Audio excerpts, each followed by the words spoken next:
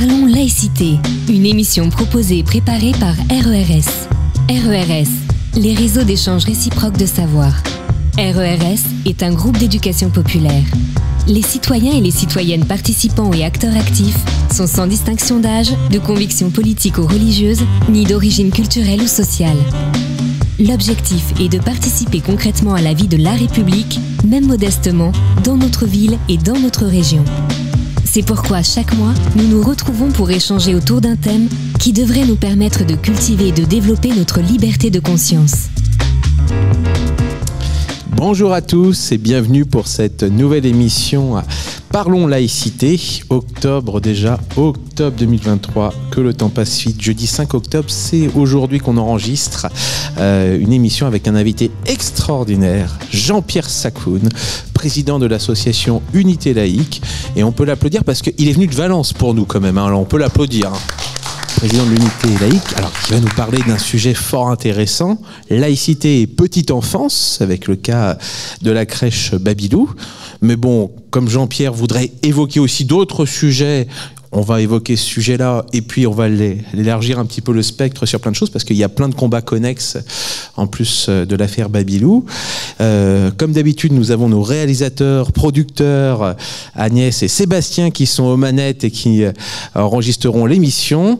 Jean-Cri, qui a un petit retard, va nous rejoindre aussi pour faire les caricatures comme d'habitude des émissions. Et pour la deuxième fois consécutive, on a Alain qui va interviewer notre invité. Bonjour Alain. Bonjour. Je te donne la parole pour la suite. Bonne émission. Retrouvez l'ensemble de nos podcasts Parlons laïcité sur notre site www.rers-evry.fr. Bonjour à toutes et tous. Merci Jean-Pierre d'être venu de si loin. Jean-Pierre Sakoun, c'est qui ? C'est un homme comme tous les autres. Bonjour à tous.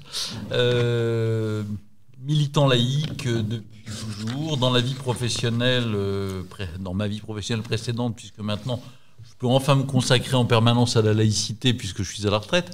J'ai été conservateur de bibliothèque, puis j'ai été chercheur en sciences de l'information au CNRS avant de passer dans le privé et d'être un des premiers éditeurs numériques en France, un pionnier de l'édition numérique dans le domaine scientifique et dans le domaine des humanités classiques. Voilà. Puis, toujours la laïcité comme un fil rouge depuis ma petite enfance avec un père instituteur de la République. Je suis né dans une école, j'ai vécu dans une école toute ma petite enfance, donc j'ai été marqué au sceau de la laïcité. Et alors, président de l'association Unité Laïque, c'est quoi l'association Unité Laïque ? Eh bien, c'est une association. Comme son nom l'indique, c'est une association qui a pour objet la défense de la laïcité dans le cadre, finalement, de ce qui est parfaitement défini par l'article 1er de la Constitution de la Ve République, comme de la 4e, d'ailleurs, puisqu'il en est repris.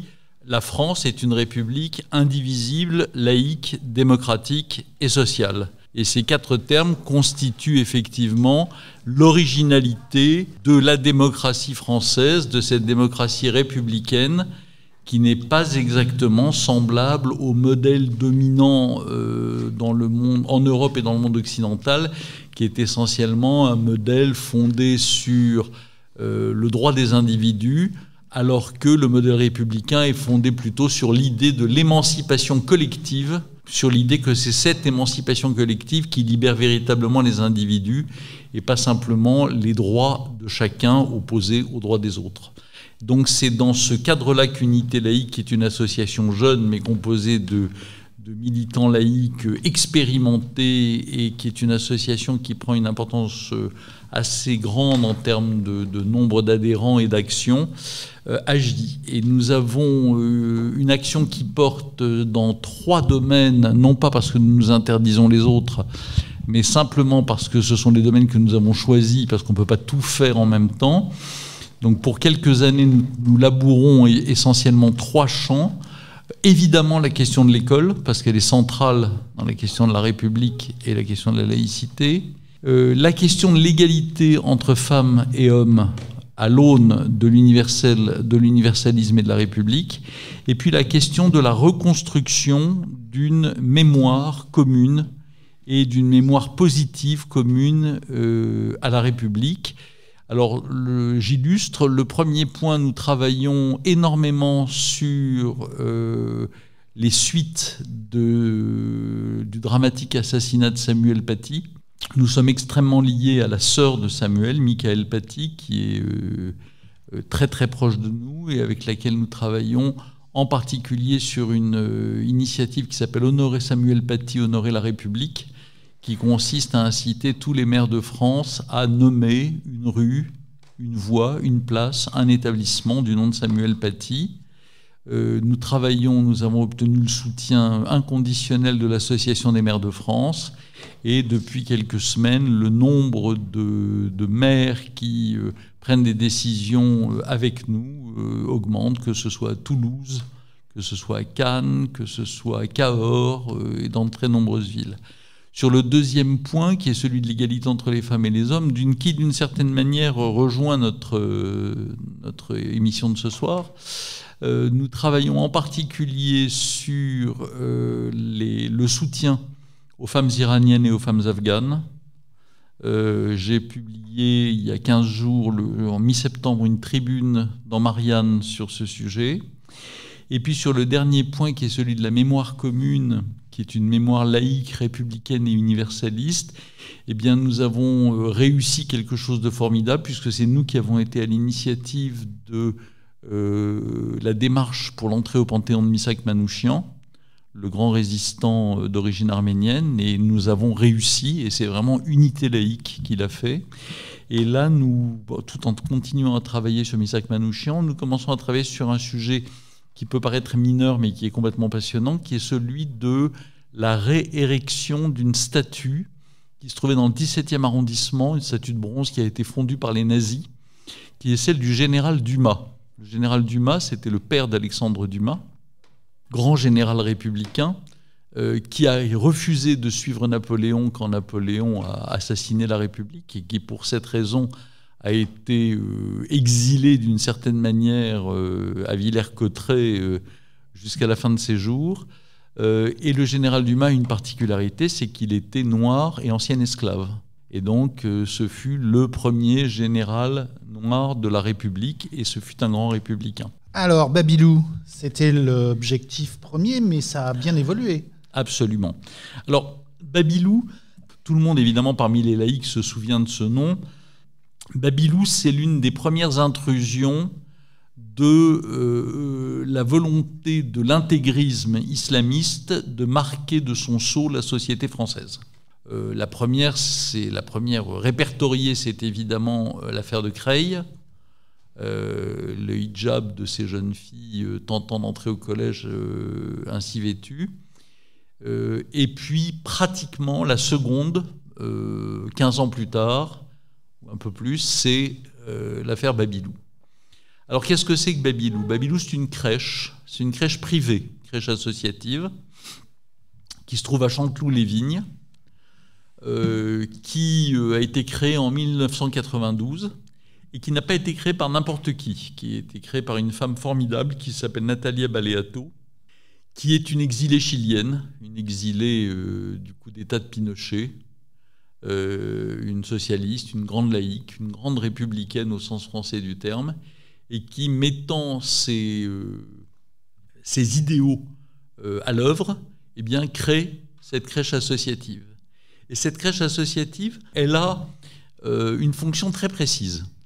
Il s'agit évidemment de recevoir des enfants, mais seule crèche en France, dans ce cas, de les recevoir 24 heures sur 24, donc de pouvoir venir en aide aux mères qui font les ménages dans les bureaux à 4 heures du matin, par exemple, qui font les ménages dans les bureaux à 23 heures.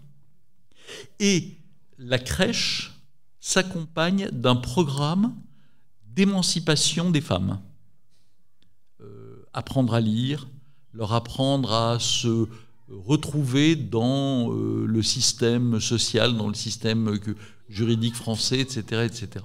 C'est donc véritablement un lieu de liberté des femmes à travers cette ouverture 24 heures sur 24 et un lieu d'émancipation par le savoir et par le savoir pratique.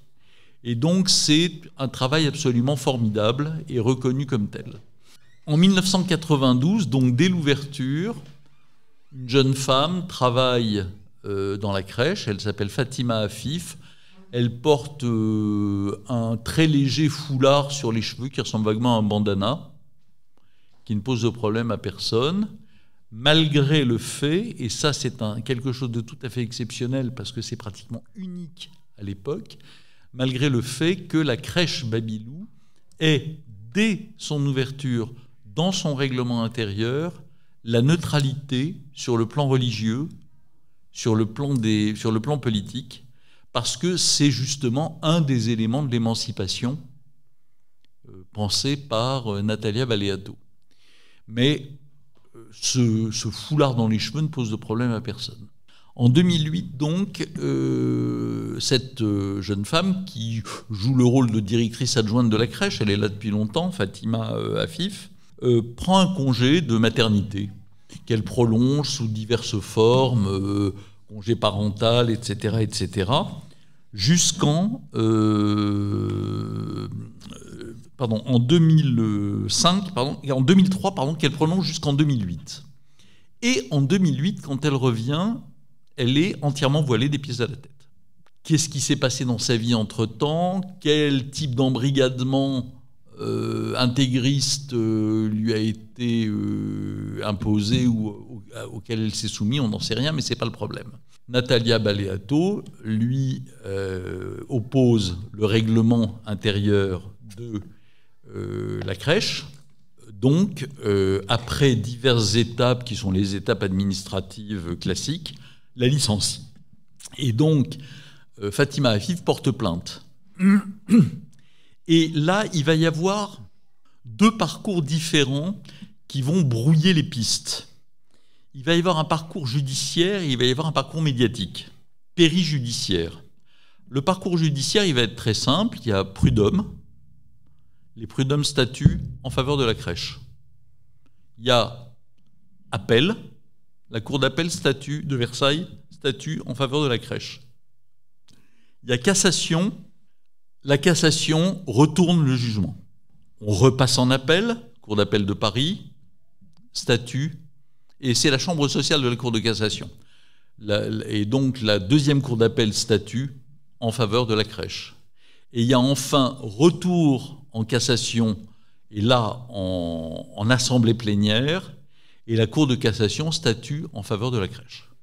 Donc on peut dire qu'à part l'accident, ou le retournement de la première cassation, qui était totalement inattendu, le processus a été assez linéaire. Il y a eu un soutien permanent sur la nécessité de la neutralité, en particulier dans la mesure où il y avait un règlement intérieur très clair, par rapport à des agents qui ont une mission de service public et qui travaillent avec des enfants et avec leurs parents. Mais cette relative linéarité du processus un peu long mais classique dans la justice française est troublée par l'intervention de deux organismes publics non judiciaires qui vont, eux, prendre des positions différentes. La HALD qui va donner un avis favorable à l'employé.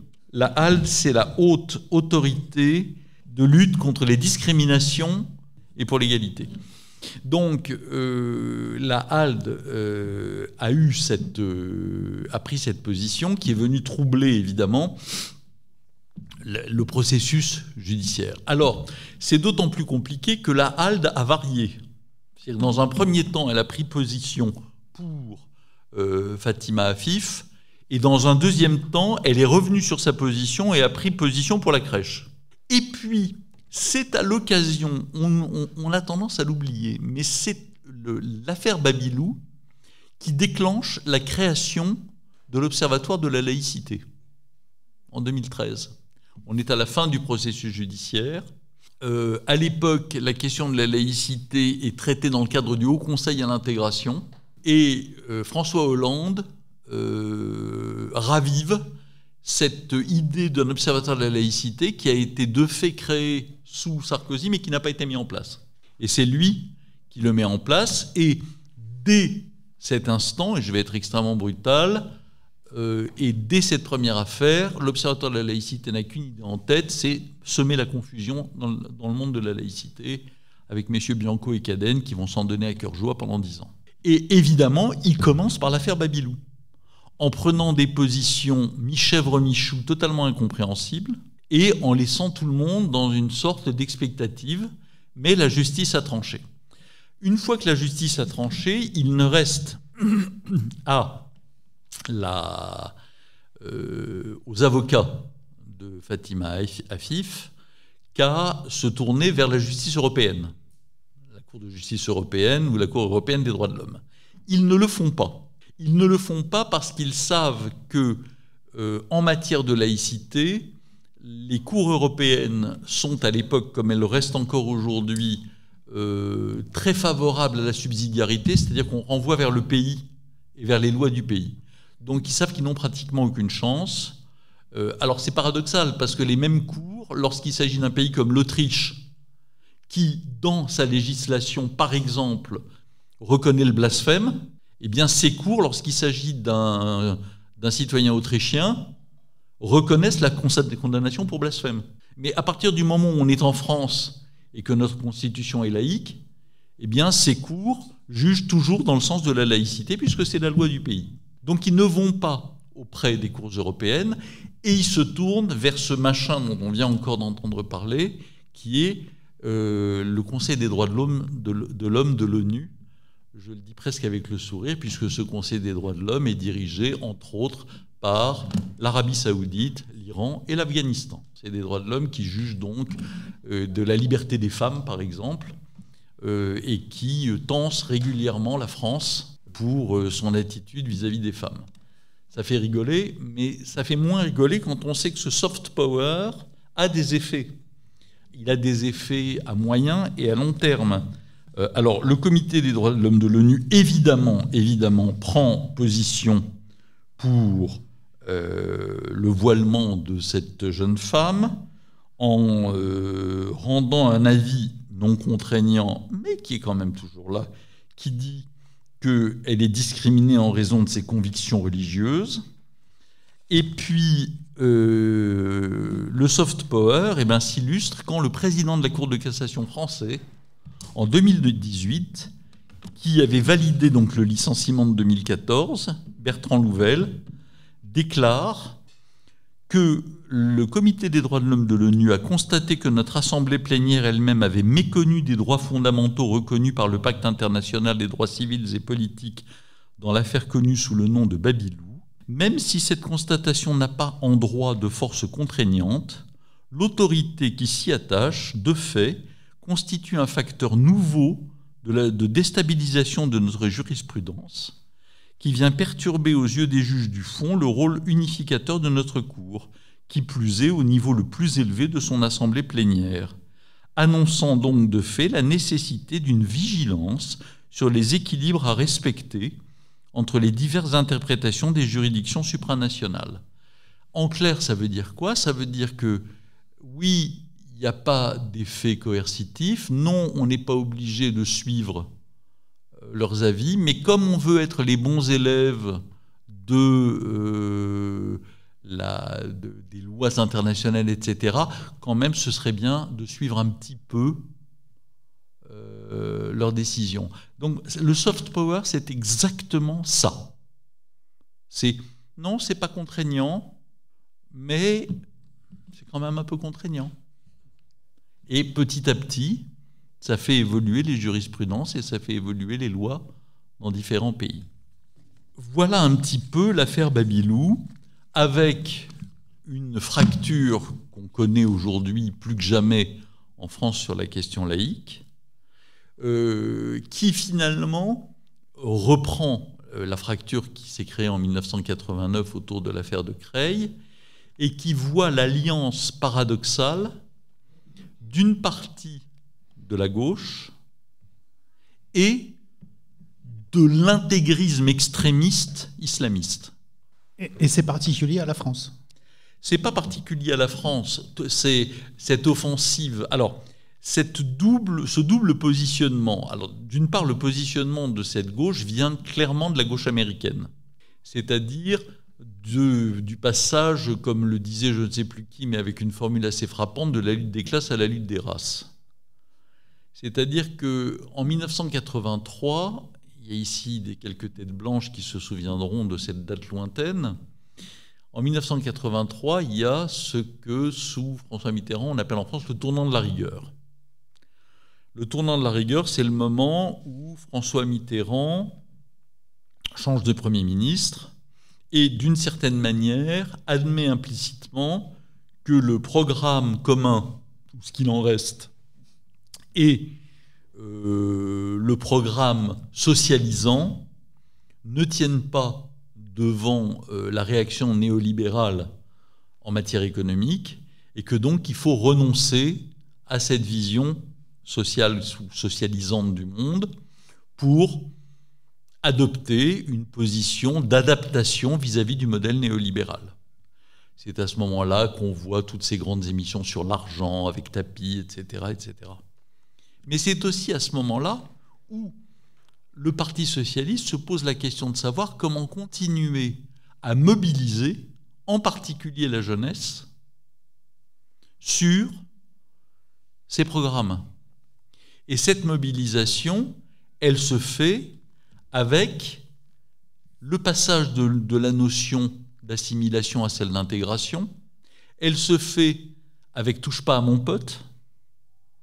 Elle se fait avec le droit à la différence, ce qui est, en termes philosophiques, le contraire absolu de toute la tradition française, qui est justement le droit à l'indifférence et à l'indifférenciation.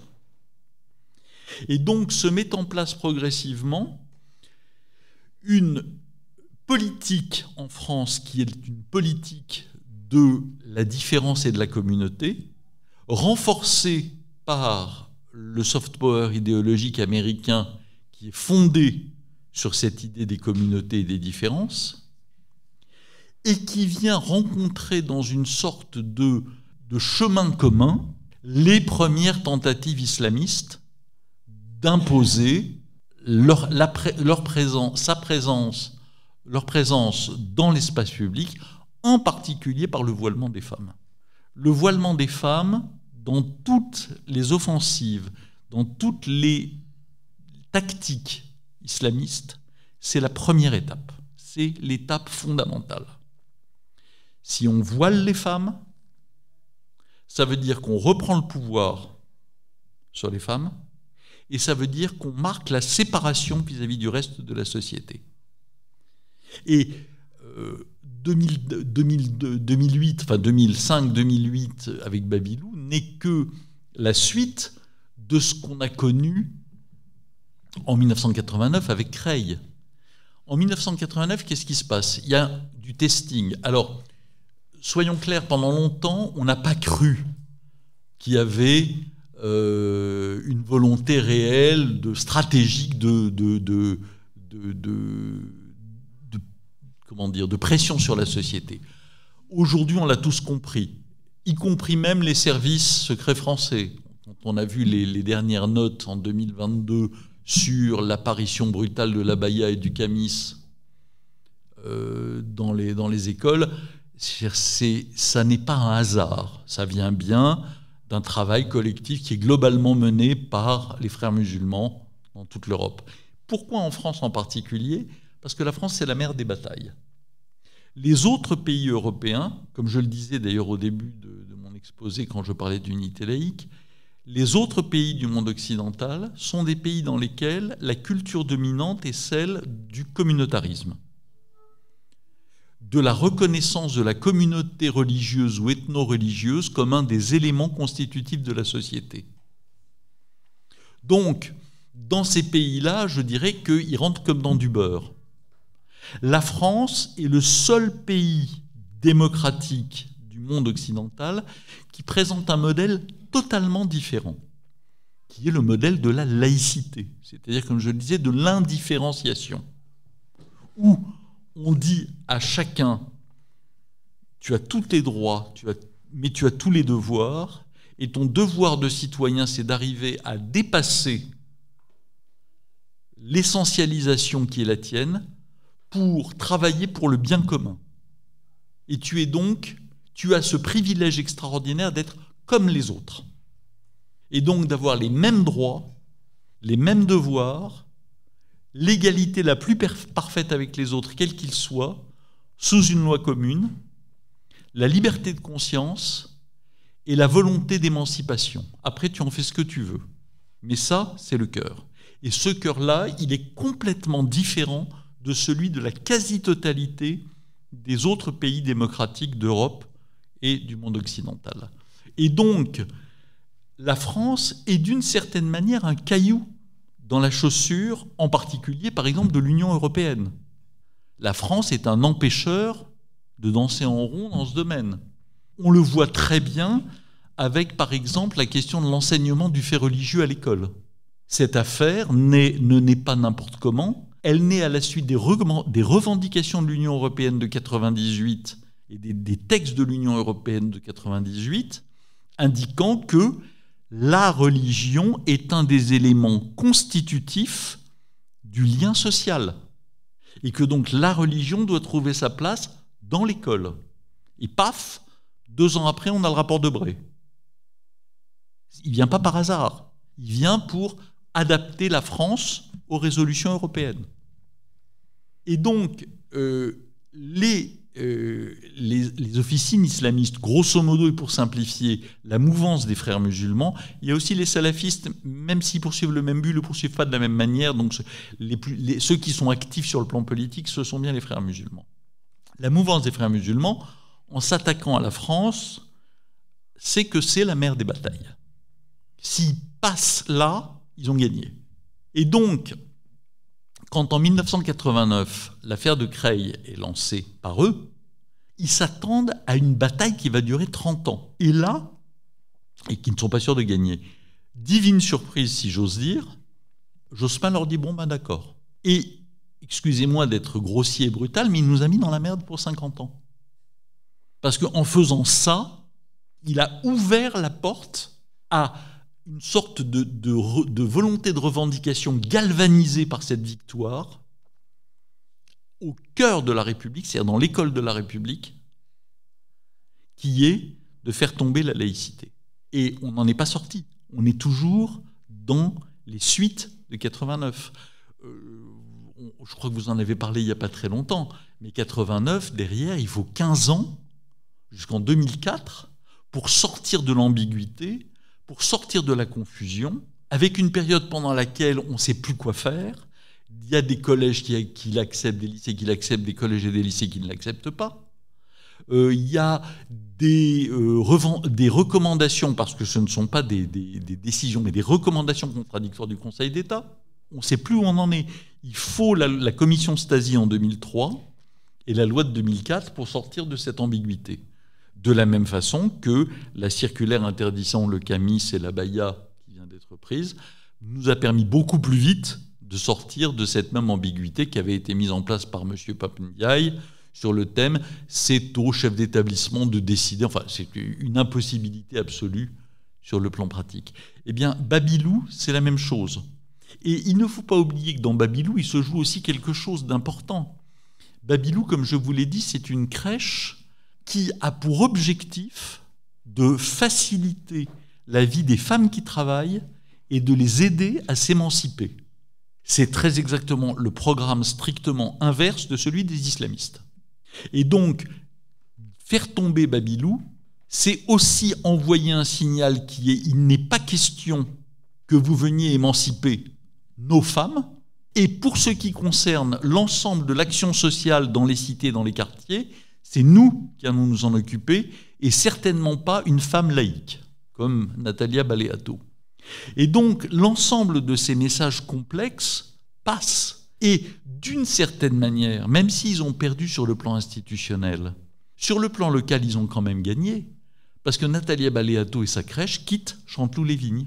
Parce que c'est plus possible, parce qu'ils sont en butte à tous les dangers. Et Natalia Baleato va rouvrir sa crèche quelques kilomètres plus loin, à Conflans-Sainte-Honorine. Mais ils ont bien quitté Chanteloup-les-Vignes. C'est-à-dire qu'ils ont débarrassé le terrain, dégagé. Et ils ont été dégagés par les islamistes, c'est très clair. Pour ce qui concerne la petite enfance, on est évidemment dans une situation un peu différente de la laïcité au collège ou au lycée.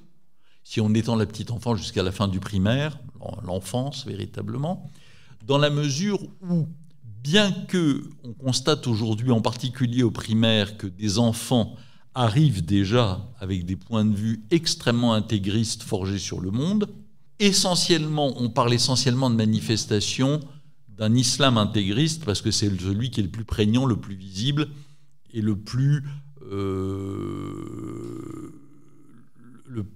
celui qu'on voit le plus, c'est clair. Mais c'est vrai aussi, évidemment, de l'intégrisme catholique, de l'intégrisme évangélique, qu'on oublie, parce que ça se fait à bas bruit, mais c'est absolument terrible ce qui se passe dans le domaine évangélique actuellement, dans ce domaine religieux. On peut parler de l'intégrisme juif. Tous les intégrismes veulent avoir la main mise sur la jeunesse depuis l'enfance. Comme le disaient les jésuites, confiez-nous les enfants petits et laissez-les avec nous pendant 4 ou 5 ans, nous les aurons gagnés pour toute la vie. C'est la même chose. Hein ?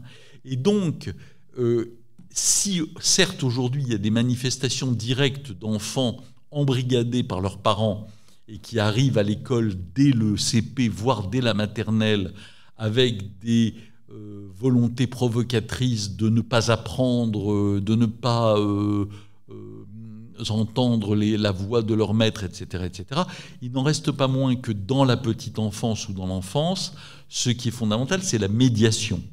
C'est-à-dire c'est la présence des adultes.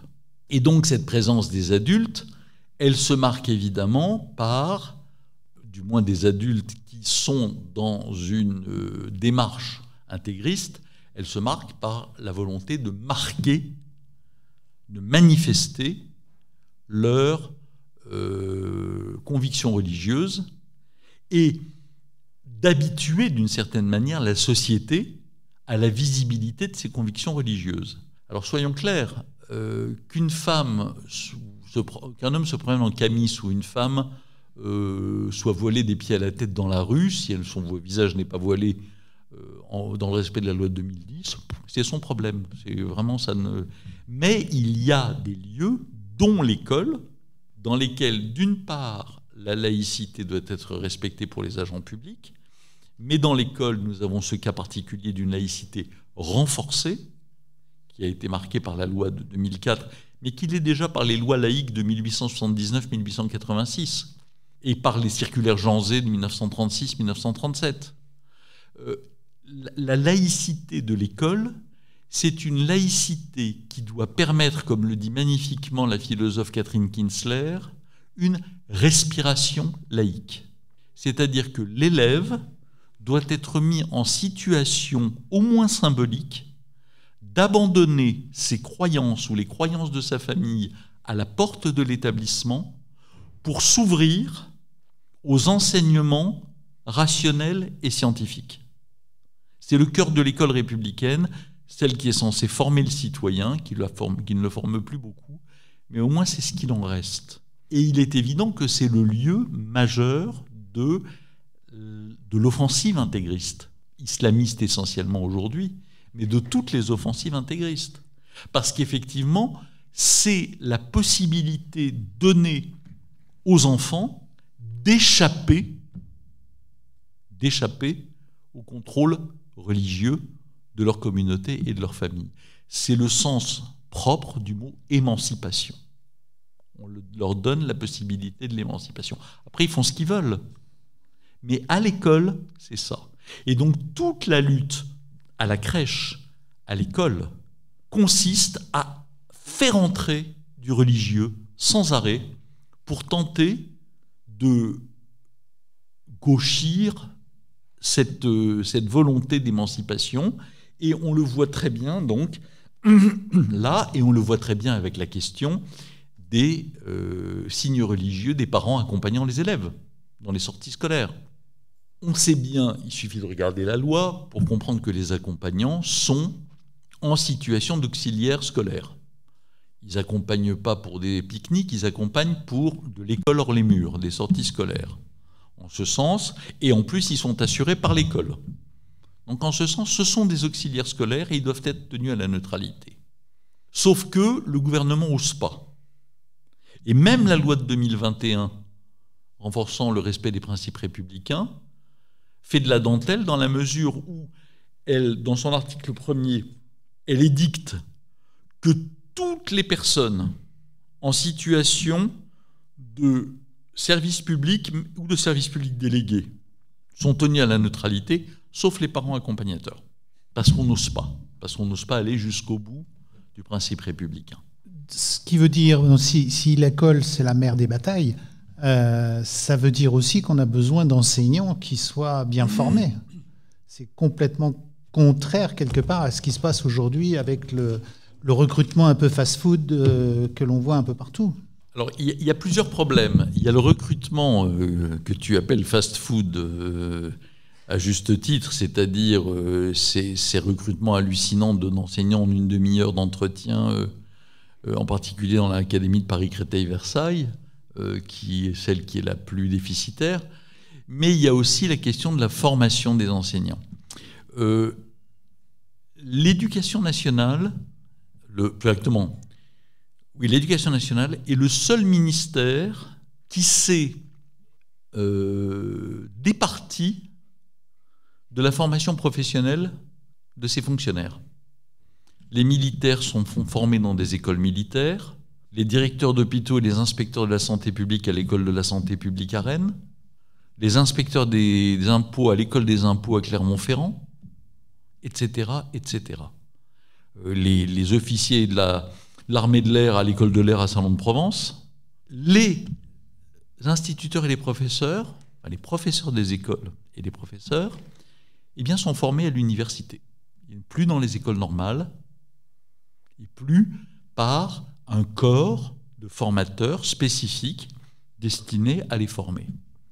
Et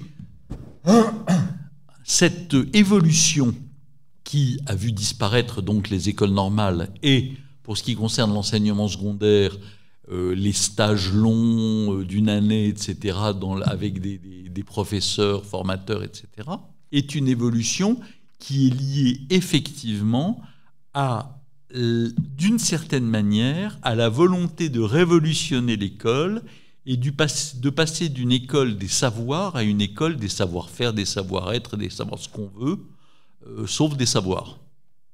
Et on voit le résultat. Le résultat, ce sont des enseignants qui n'ont plus conscience de la mission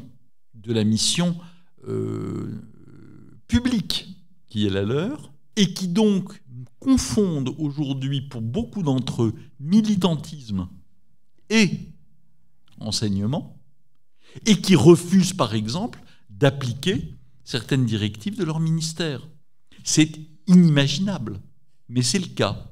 Parce que dans l'université, ils sont formés par des spécialistes de sciences de l'éducation, des gens qui n'ont jamais foutu les pieds dans une classe, des gens qui sont spécialisés dans des spécialités extrêmement baroques, mais pas beaucoup sur la transmission des contenus, et qui ont donné lieu, sous l'égide du plus grand d'entre eux, qui est Mérieux, à l'ensemble des évolutions qu'on a vues depuis 40 ans, qui ont mené la formation des maîtres où elle en est. Et donc, effectivement, il y a la question des recrutements et de la catastrophe qu'a représenté la non-indexation des salaires des enseignants pendant je ne sais combien d'années, en tout cas bien plus de 10 ans, qui fait que le salaire des enseignants s'est effondré. Des conditions d'enseignement qui, du fait de ce qu'on vient de dire sur le refus de transmettre les savoirs, de considérer que l'élève doit co-construire son savoir avec le maître, des trucs qui, si on prend la moindre distance, ne tiennent pas debout, mais qui sont devenus la doxa de l'éducation nationale, on ne trouve plus d'enseignants. Et donc, non seulement on n'en trouve plus, mais quand on en trouve, on les déforme plutôt que les former. Et donc, c'est vrai qu'on a un problème fondamental dans l'école. On en voit les résultats. Malgré toutes les tentatives d'enfumage, toutes les enquêtes démontrent que le niveau s'effondre en français, que le niveau s'effondre en mathématiques, qui sont les deux piliers, que le niveau s'effondre en orthographe. Mais on n'en tire pas les conséquences parce que ce serait trop grave. C'est le déni au sens le plus strict du terme. Ce serait trop grave. Ça demanderait de revenir sur 40 ans de politique et d'accepter de reconnaître que le roi est nu. Nous sommes très loin des hussards de la République. Il faudrait peut-être un électrochoc, et que l'électrochoc consisterait à rétablir, pour les enseignants, certains d'entre vous vont hurler, peut-être, le serment à la République. Quand on est un fonctionnaire de la République, quand on est un fonctionnaire d'une véritable démocratie, parce que la France n'est pas un enfer dictatorial, eh bien, on applique la loi. Et on pourrait solennellement prêter serment de l'appliquer. Ça se passait quand, ça ? Ça se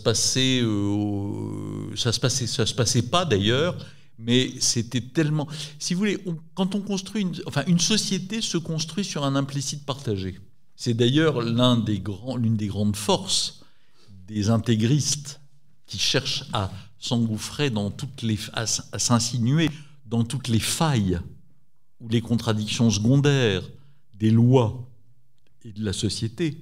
C'est que vous ne pouvez pas répondre sans cesse par la loi, la circulaire, le décret. On en arrive à des empilements de textes qui ne fonctionnent plus parce qu'ils paralysent entièrement le fonctionnement. Donc, ce qui fait fonctionner une société, c'est un implicite. L'implicite républicain a été dominant pendant un siècle, à peu près comme l'implicite laïque.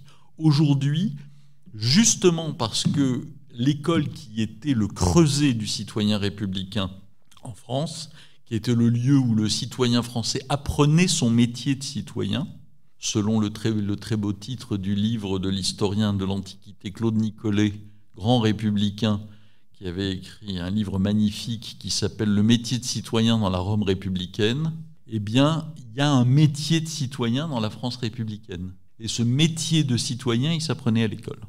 Et le citoyen se construisait dans l'école. Et on n'avait pas besoin de serment parce que l'ensemble du corps des enseignants publics était d'accord pour aller dans ce sens. Et il est clair qu'il y a une chose dont on n'a pas parlé, mais qui est cruciale dans, j'ose utiliser le mot, l'effondrement de l'école républicaine aujourd'hui, c'est bien entendu la loi Debré de 1959, qui a été la bombe à fragmentation, c'est-à-dire le financement public de l'école privée, suivi de toutes les lois qui n'ont fait qu'augmenter ce financement, qui a été la bombe à fragmentation qui a largement contribué à détruire l'école publique en 60 ans. On le voit très bien aujourd'hui.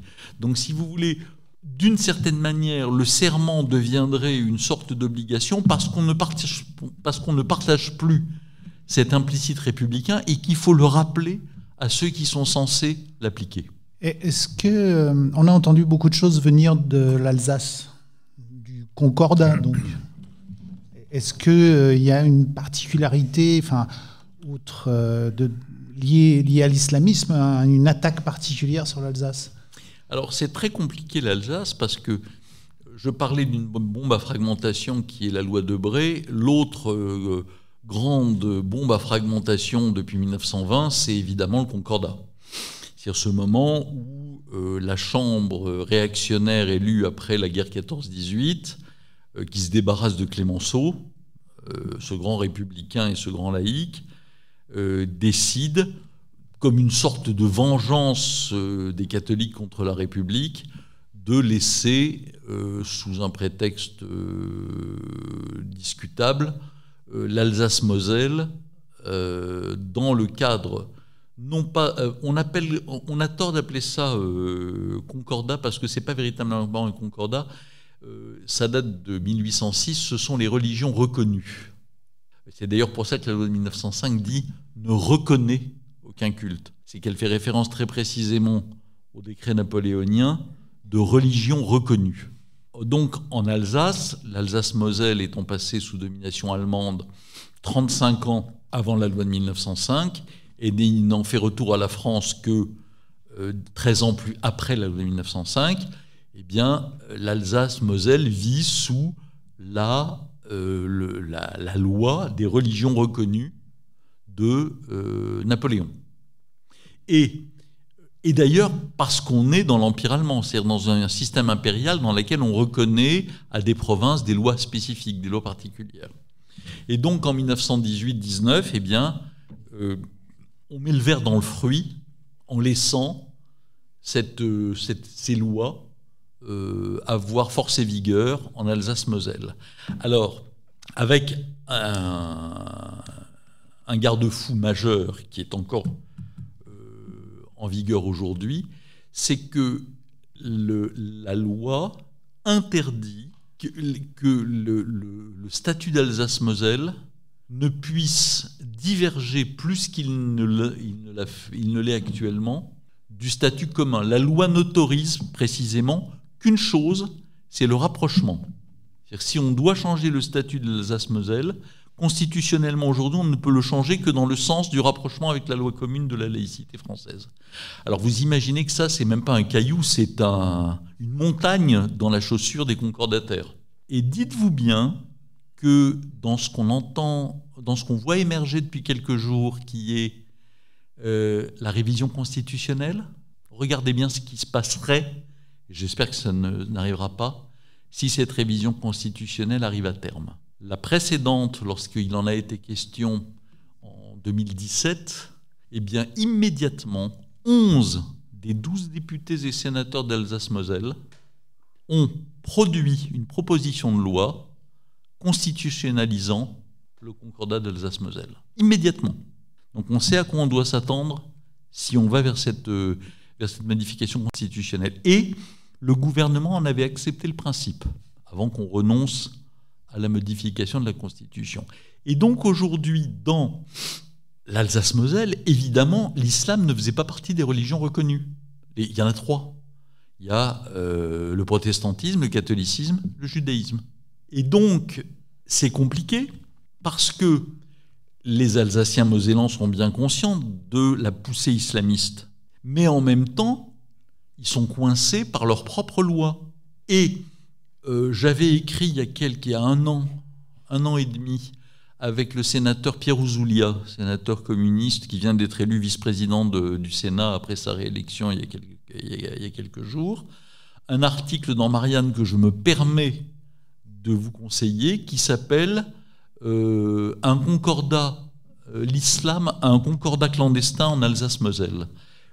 C'est assez complexe, donc je ne vais pas rentrer dans l'explication du mécanisme, mais je vous conseille de tenter de retrouver cet article que vous trouvez en ligne, parce qu'on montre très bien comment le gouvernement actuel se sert de l'Alsace-Moselle, d'une part pour tenter d'intégrer l'islam au concordat alsaco-mosellan, et d'autre part pour créer un concordat clandestin dans toute la France avec l'islam. Oui, l'Alsace-Moselle est un vrai problème. Et l'Alsace-Moselle, c'est 2 choses. C'est la religion et c'est le droit local, ce que les Alsaco-Mosellans appellent le droit local. C'est-à-dire, en termes sociaux, ils profitent des lois rhénanes prises sous Bismarck et qui sont relativement favorables. Et évidemment, le jeu de tous les défenseurs du concordat, c'est de dire, regardez, ils veulent démanteler vos lois sociales. Ce n'est pas du tout vrai. On peut parfaitement continuer à avoir en Alsace-Moselle les lois sociales en ramenant les Alsaco-Mosellans à la loi commune en matière de laïcité. Depuis que les cours de religion ne sont plus obligatoires dans les écoles d'Alsace-Moselle, en Moselle, ça s'est totalement effondré.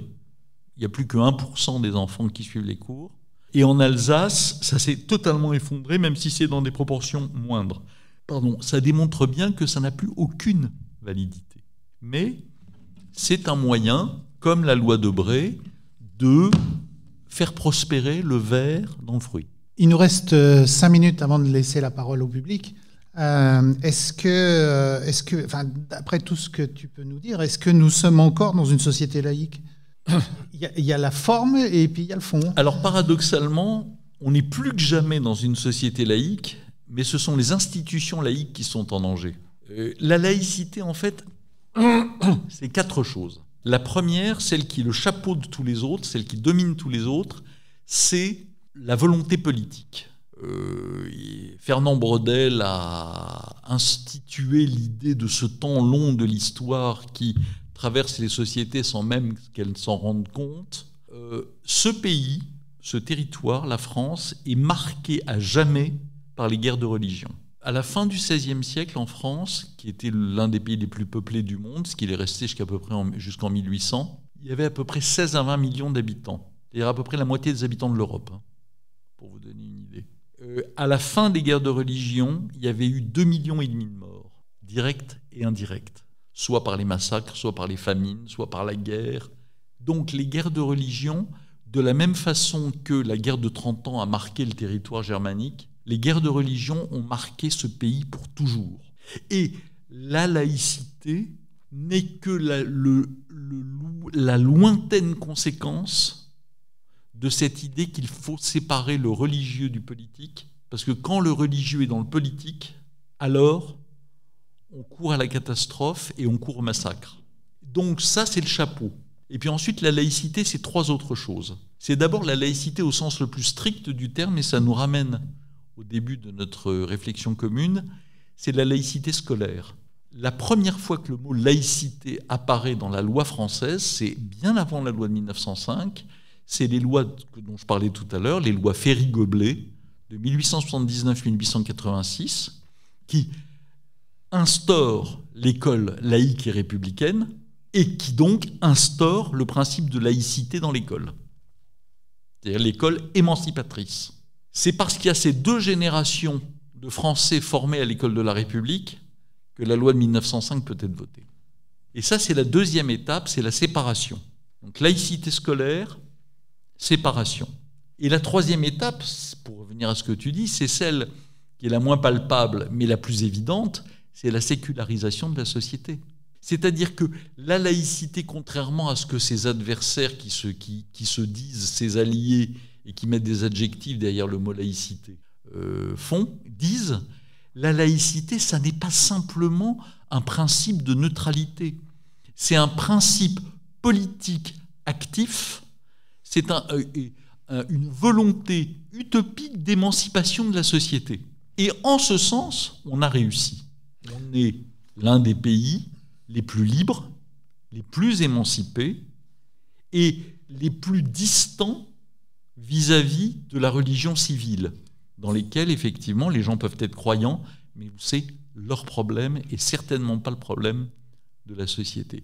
Donc oui, la société française est profondément laïque, et on le voit dans tous les sondages, dans toutes les enquêtes. Alors, question subsidiaire. La question, c'est, nos gouvernants le sont-ils ? Voilà. Et nos institutions vont-elles continuer à l'être longtemps ? Le personnel politique français est-il laïque ? Il ne l'est plus beaucoup. Il ne l'est plus beaucoup parce que le personnel politique, grosso modo, a été formé depuis une quarantaine d'années par une école qui elle-même s'est énormément affaiblie en termes de transmission des valeurs citoyennes portées par la laïcité. Et il s'inscrit, ce personnel, dans une vision du monde très univoque, qui est une vision libérale, et une vision fondée sur les principes européens qui sont très proches de la vision anglo-saxonne communautariste. Et donc pour le personnel politique français, pour une grande partie du personnel politique français, la laïcité est devenue une variable d'ajustement au même titre que le reste. Elle n'est plus le principe fondamental. Et j'en finirai là avant que des questions éventuelles me soient posées. Unité laïque, notre objectif, c'est de servir à ça. C'est-à-dire que finalement, ça fait 40 ans que nous, les laïcs républicains, nous supplions les politiques de bien vouloir se réemparer de la question laïque. Et ça ne marche pas. Ça ne marche pas justement parce qu'ils ne savent plus ce que c'est, ou très cyniquement, ils s'en servent pour affirmer leur xénophobie à l'extrême droite, ou pour d'autres objectifs dans d'autres partis. Et encore une fois, c'est une variable d'ajustement, c'est-à-dire si à un moment l'opportunisme de la nécessité, de la possibilité de prendre le pouvoir demande qu'on mette la laïcité en veilleuse, ils mettront la laïcité en veilleuse. Nous faisons le pari d'être capables de reconstituer en France au début du XXIe siècle ce qu'a pu être la Ligue des droits de l'homme au début du XXe siècle. Ce qu'elle n'est plus, mais ce qu'elle a pu être. C'est-à-dire un mouvement où il y avait des centaines de milliers d'adhérents. le jour où Unité laïque aura 200 000 adhérents, comme en avait la Ligue des droits de l'homme en 1936, eh bien le président d'Unité laïque, et j'espère que ce sera moi, ça veut dire qu'au moins on sera allé assez vite, pourra aller voir le président de la République en lui disant maintenant vous arrêtez ou on va vous pourrir la vie. On va vous pourrir la vie parce qu'on en a les moyens, parce qu'on a l'accès aux médias, parce qu'on a le nombre, parce qu'on a la capacité de diffusion. Donc même si ça ne vous plaît pas, vous allez être laïque. Mais tant qu'on n'est pas capable, on demande aux politiques de s'emparer de la laïcité, ça n'a pas marché. Maintenant, c'est à nous de nous emparer des politiques, en les obligeant à revenir au principe de laïcité et peut-être en leur faisant comprendre que c'est la voie vers la liberté et l'émancipation. Mais ça, c'est à nous tous de le faire. Parlons laïcité. RERS Évry-Centre-Essonne propose une formation Valeurs de la République et laïcité. Dans un contexte social et politique marqué par les tensions et les crispations autour du fait religieux, la laïcité est souvent mal comprise. La formation Valeurs de la République et laïcité a été conçue pour permettre aux stagiaires de contribuer à promouvoir le vivre ensemble et partager les valeurs de la République au quotidien. La formation Valeurs de la République et laïcité permet aux agents publics, aux professionnels et aux bénévoles associatifs d'être au clair avec le principe de laïcité, de mieux comprendre comment l'appliquer et l'expliquer dans l'exercice de leur métier. Cette formation est reconnue par le contrat d'engagement républicain. Son coût est pris intégralement en charge par l'État. Pour en savoir plus et connaître le calendrier des sessions à venir, contactez RERS au 01 69 36 25 14. 01 69 36 25 14. Parlons laïcité, le débat.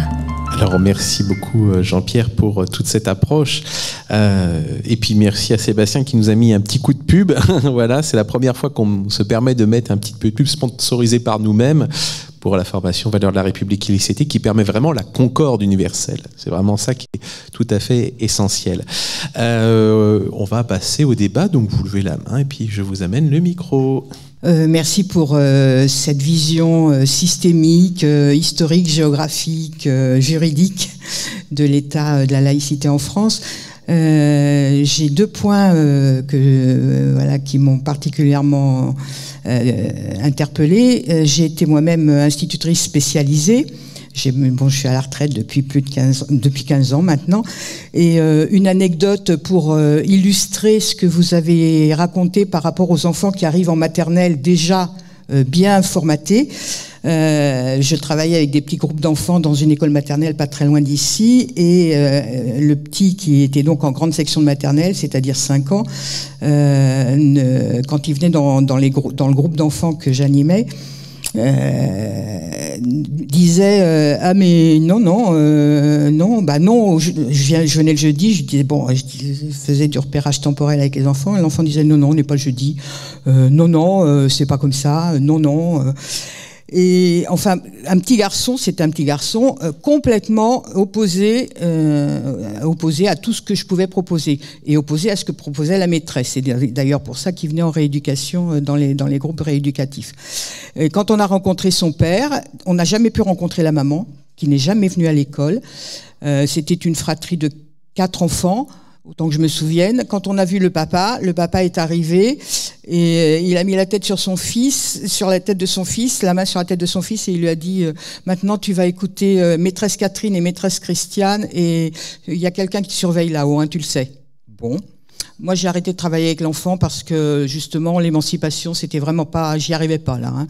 Et les autres enfants, en plus, ne comprenaient pas ce qui se passait. Ça, c'est la première chose. Par rapport à la formation des enseignants, moi, j'ai une super formation à l'éducation nationale, hein. Je peux avoir, avec tout ce que j'ai fait, d'ailleurs, à l'époque, on avait demandé une reconnaissance de Bac+7, qu'on n'a jamais eu évidemment, mais enfin bon, c'est pas grave. Nous avons eu des formations extraordinaires en tant qu'enseignants spécialisés. C'était vraiment le summum de ce qu'on a eu. Maintenant, comme vous le disiez si bien, vous le citiez, il y a des enseignants qui arrivent avec Bac+5, master, qui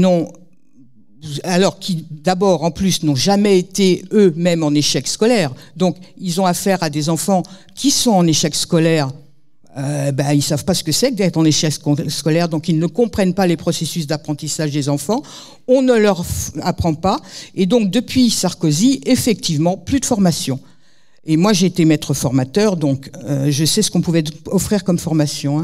Et c'est, je trouve effectivement un désastre. Un désastre. Je ne reconnais plus mon école, je ne reconnais plus mon école laïque, je ne reconnais plus l'école de la citoyenneté parce qu'on a fait de la citoyenneté aux enfants, on leur apprenait la citoyenneté, on faisait des groupes de philosophie avec les enfants.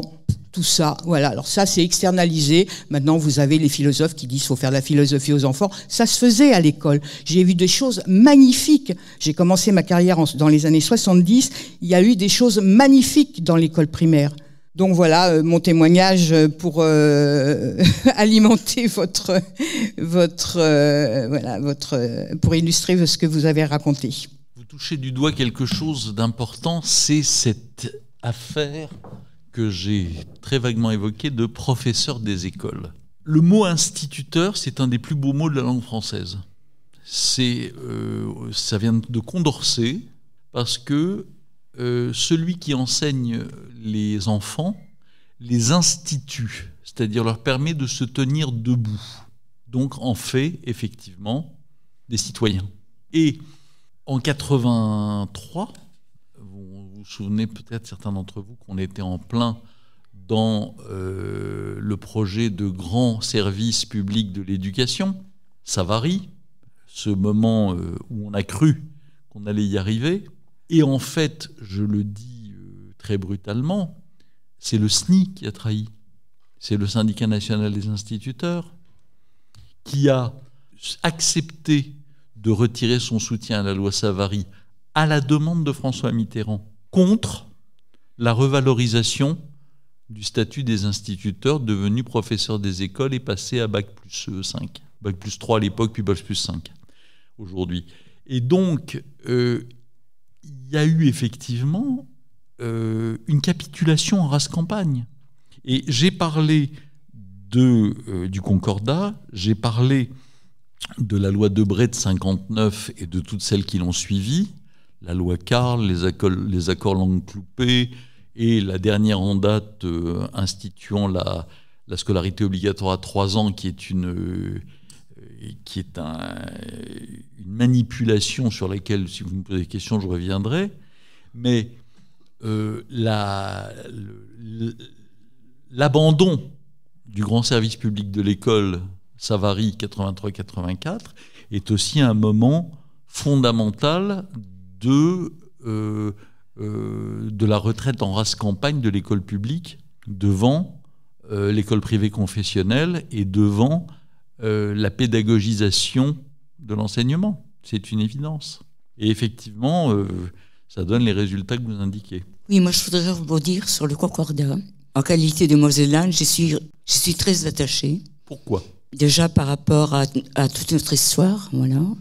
Donc votre histoire n'est pas l'histoire de France ? Peut-être. Voilà. Mais bon, c'est quand même notre département, au même titre que l'Alsace, qui avons subi donc les 3 guerres.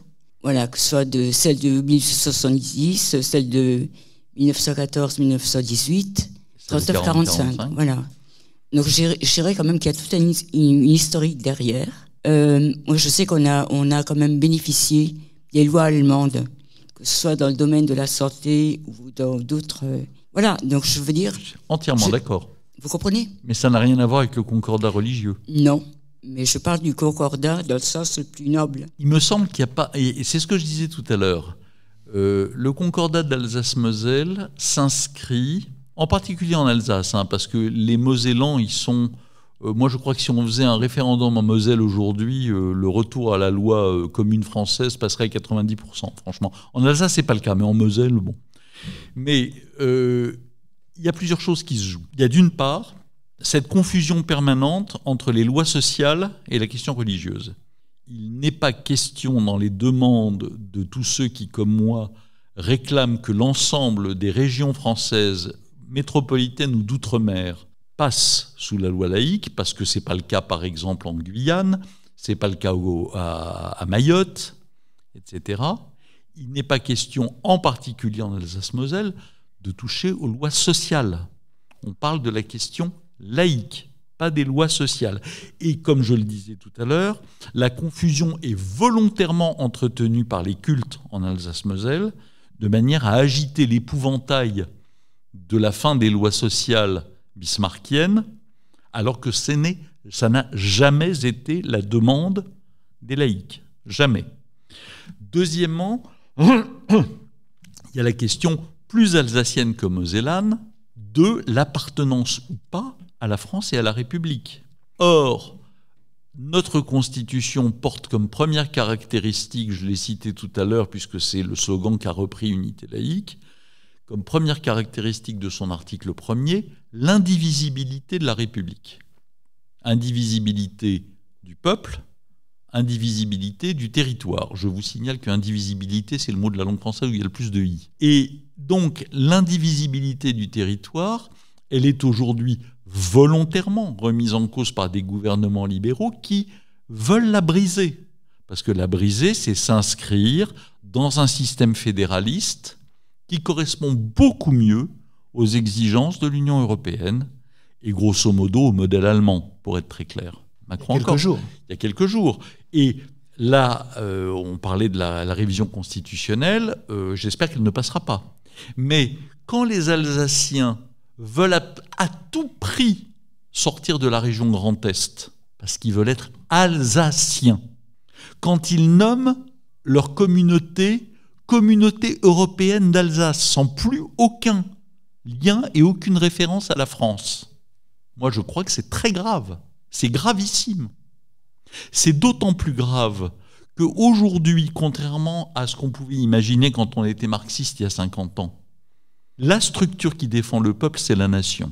La structure qui met le peuple aux mains des marchands, c'est la région.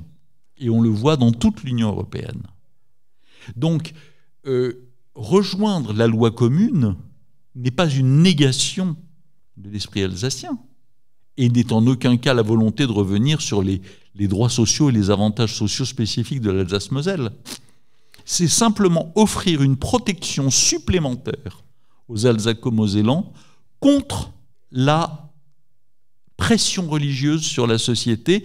Et qui dit pression religieuse dit pression réactionnaire, dit toucher au droit à l'avortement, dit toucher à l'égalité entre les hommes et les femmes, dit retour du blasphème, etc., etc. C'est ça qui se joue. C'est pas la volonté de voir qu'une tête. D'ailleurs, ça n'a jamais été le cas en France. Donc moi, je voudrais un petit peu rebondir sur l'éducation nationale, parce que j'ai été 40 ans un bon petit soldat de la République, puisque j'ai été à la fois d'abord enseignante pendant 20 ans et chef d'établissement pendant 20 ans. Et je suis passée par tous les corps de l'école primaire, le collège. Je n'ai pas voulu faire du lycée. Et je dois dire que si je rejoins ma collègue sur le plan de la formation des enseignants, qui est une catastrophe nationale, parce qu'il n'y a plus de formation, c'est très clair, je pense qu'on ne peut pas non plus complètement idéaliser le système d'antan. Pour la bonne et simple raison que si l'extérieur semblait être une carapace bien ficelée, l'intérieur, il y avait quand même de sacrés problèmes. Personnellement, j'ai fait un stage dans un grand lycée parisien, que je ne citerai pas, où lorsque vous arriviez en tant que stagiaire, le chef d'établissement ne vous recevait pas, parce que vous n'étiez pas digne, évidemment, d'être reçu par lui. Où il y avait une salle des profs pour les agrégés, avec des armoires qui montaient jusqu'en haut, et professeurs agrégés au lycée S machin truc, voilà. Les professeurs certifiés, eux, n'avaient qu'un modeste, enfin, ils n'avaient qu'une demi-armoire. Et quant au PEGC, les professeurs de collège, leur salle des profs était sous l'escalier. Donc, je trouve que l'égalité est de la République, liberté, égalité, fraternité, là, il y a quand même quelque chose à dire. Mais à part ça, je dois reconnaître que moi, j'ai été formée, comme dit ma collègue, j'ai été formée, j'ai fait des stages, vraiment, on a eu une formation qui était assez extraordinaire. Et lorsque je suis devenue chef d'établissement, au début, je faisais de la pédagogie avec les profs avec lesquels je travaillais. On avait des réunions pédagogiques. À la fin, je faisais ce qu'on appelait du management. Et ça, c'est pas dans le rôle d'un chef d'établissement. Et je dois dire que là, on est passé... L'État nous a abandonnés là-dessus. C'est-à-dire que l'État nous a transféré une charge qui n'était pas la nôtre. Et pour moi, un chef d'établissement, il n'est pas là pour faire des tableaux Excel, machin, trucs, les renvoyer, les remonter, etc. Et ne plus avoir le temps de prendre la peine de voir des enseignants en difficulté, de discuter avec eux, d'aller les voir dans leur classe, même s'ils peuvent refuser votre présence, mais leur proposer au moins d'aller les aider pour qu'ils puissent avancer dans leur réflexion. Moi, j'ai des enseignants qui arrivaient et qui étaient en difficulté, qui me disaient, moi, dans ma famille, il n'y a pas d'enfant, je ne sais pas ce que c'est qu'un gamin. Et comme il n'avait pas su, et comme il n'avait pas eu de stage, eh ben, il arrivait dans une classe et il commençait à parler du chat-roi, etc., etc. Des mots complètement déconnectés pour des gamins qui en sont au smiley. Enfin, on n'en était pas encore là à l'époque, mais presque. Je veux dire qu'il y avait une déconnexion totale. Et je pense que l'État, en supprimant, et Sarkozy a fait beaucoup de mal à l'éducation nationale, en supprimant la formation des enseignants, moi j'ai été formatrice à l'école normale. Je peux vous dire qu'on leur apportait des choses. Et on leur apportait des choses qui étaient des choses concrètes, qui n'étaient pas dans l'abstrait. L'abstrait, c'était la fac, c'était les formations autres. Mais quand ils avaient des chefs d'établissement ou des enseignants qui venaient avec eux, c'était pour les faire travailler sur la pédagogie, sur l'enseignement pédagogique. Et moi, je suis effarée. Moi, vous savez quand même que lorsque nous mettons une affiche, moi, je la relis 3 fois, parce que quand je lis l'affiche, qui m'a été proposée par une de mes animatrices, qui est quand même à Bac+3, il y a une faute à chaque mot. Il y a une faute à chaque mot. C'est quand même aberrant. Alors, c'est facile de vouloir effectivement montrer l'enveloppe, montrer des tas de choses, apprendre aux enfants à réfléchir. Moi, je veux bien, mais pour réfléchir, il faut aussi avoir la matière. Et si on n'a pas la matière pour réfléchir, eh bien, on réfléchit n'importe comment, et puis ça part dans tous les sens. Donc, je pense que on a beaucoup de travail à l'éducation nationale. Je suis très contente d'en être partie. Alors, j'ai 2 commentaires à faire sur ce que vous venez de dire. Le premier, c'est sur la question, effectivement, de l'introduction de ce qu'on a appelé le New Public Management dans les institutions publiques, c'est-à-dire en réalité d'introduire dans la fonction publique les méthodes de management du privé. Ça marche pas. Alors ça marche d'autant moins dans un pays comme la France, qui a une autre particularité que sa particularité républicaine, c'est qu'à la différence de la plupart des démocraties du monde entier, en France, ça n'est pas la démocratie qui a construit l'État, c'est l'État qui a construit la démocratie. L'État est au cœur de la nation française. C'est comme ça, c'est son histoire. Et donc, la fonction publique et le service public assuré par la fonction publique sont effectivement, depuis Colbert et même avant, au cœur du fonctionnement de notre pays. Et vouloir appliquer des modèles anglo-saxons, germaniques, etc., qui sont encore une fois les modèles de la décentralisation, les modèles de la régionalisation, les modèles impériaux et pas républicains, je pourrais revenir sur cette différenciation si vous voulez, à ce pays, c'est une catastrophe. Ça ne marche pas. Ça n'est pas ce que veulent les citoyens. Ça n'est pas ce qu'ils veulent. Alors, je suis d'accord avec vous pour dire qu'il ne s'agit pas de retourner au passé. Il faut reconstruire sur nos idéaux et nos principes une république moderne. Jeter le bébé avec l'eau du bain, c'est pas une bonne idée. Et pour prendre une comparaison plus poétique, vous savez, les marins, ils se dirigent aux étoiles. Ils savent bien qu'ils ne vont pas atteindre les étoiles, mais au moins ils savent où ils vont. Et nos idéaux, c'est ça, c'est ces étoiles. On sait qu'on n'y arrivera pas, c'est des idéaux. Mais il ne faut pas les jeter parce qu'il y a eu des défauts et parce qu'on n'arrive pas à les mettre en œuvre. Il faut faire plus d'efforts. Parce que ce par quoi on veut les remplacer, c'est une catastrophe. Pour nous, ça peut fonctionner pour d'autres sociétés, pas pour la société française. Et le deuxième point, c'est sur les chefs d'établissement. On a vu à quel point, depuis quelques décennies, les chefs d'établissement ont été... La question du pas de vague s'est emparée des chefs d'établissement. Hein, on le voit bien avec ce qui s'est passé autour de Samuel Paty.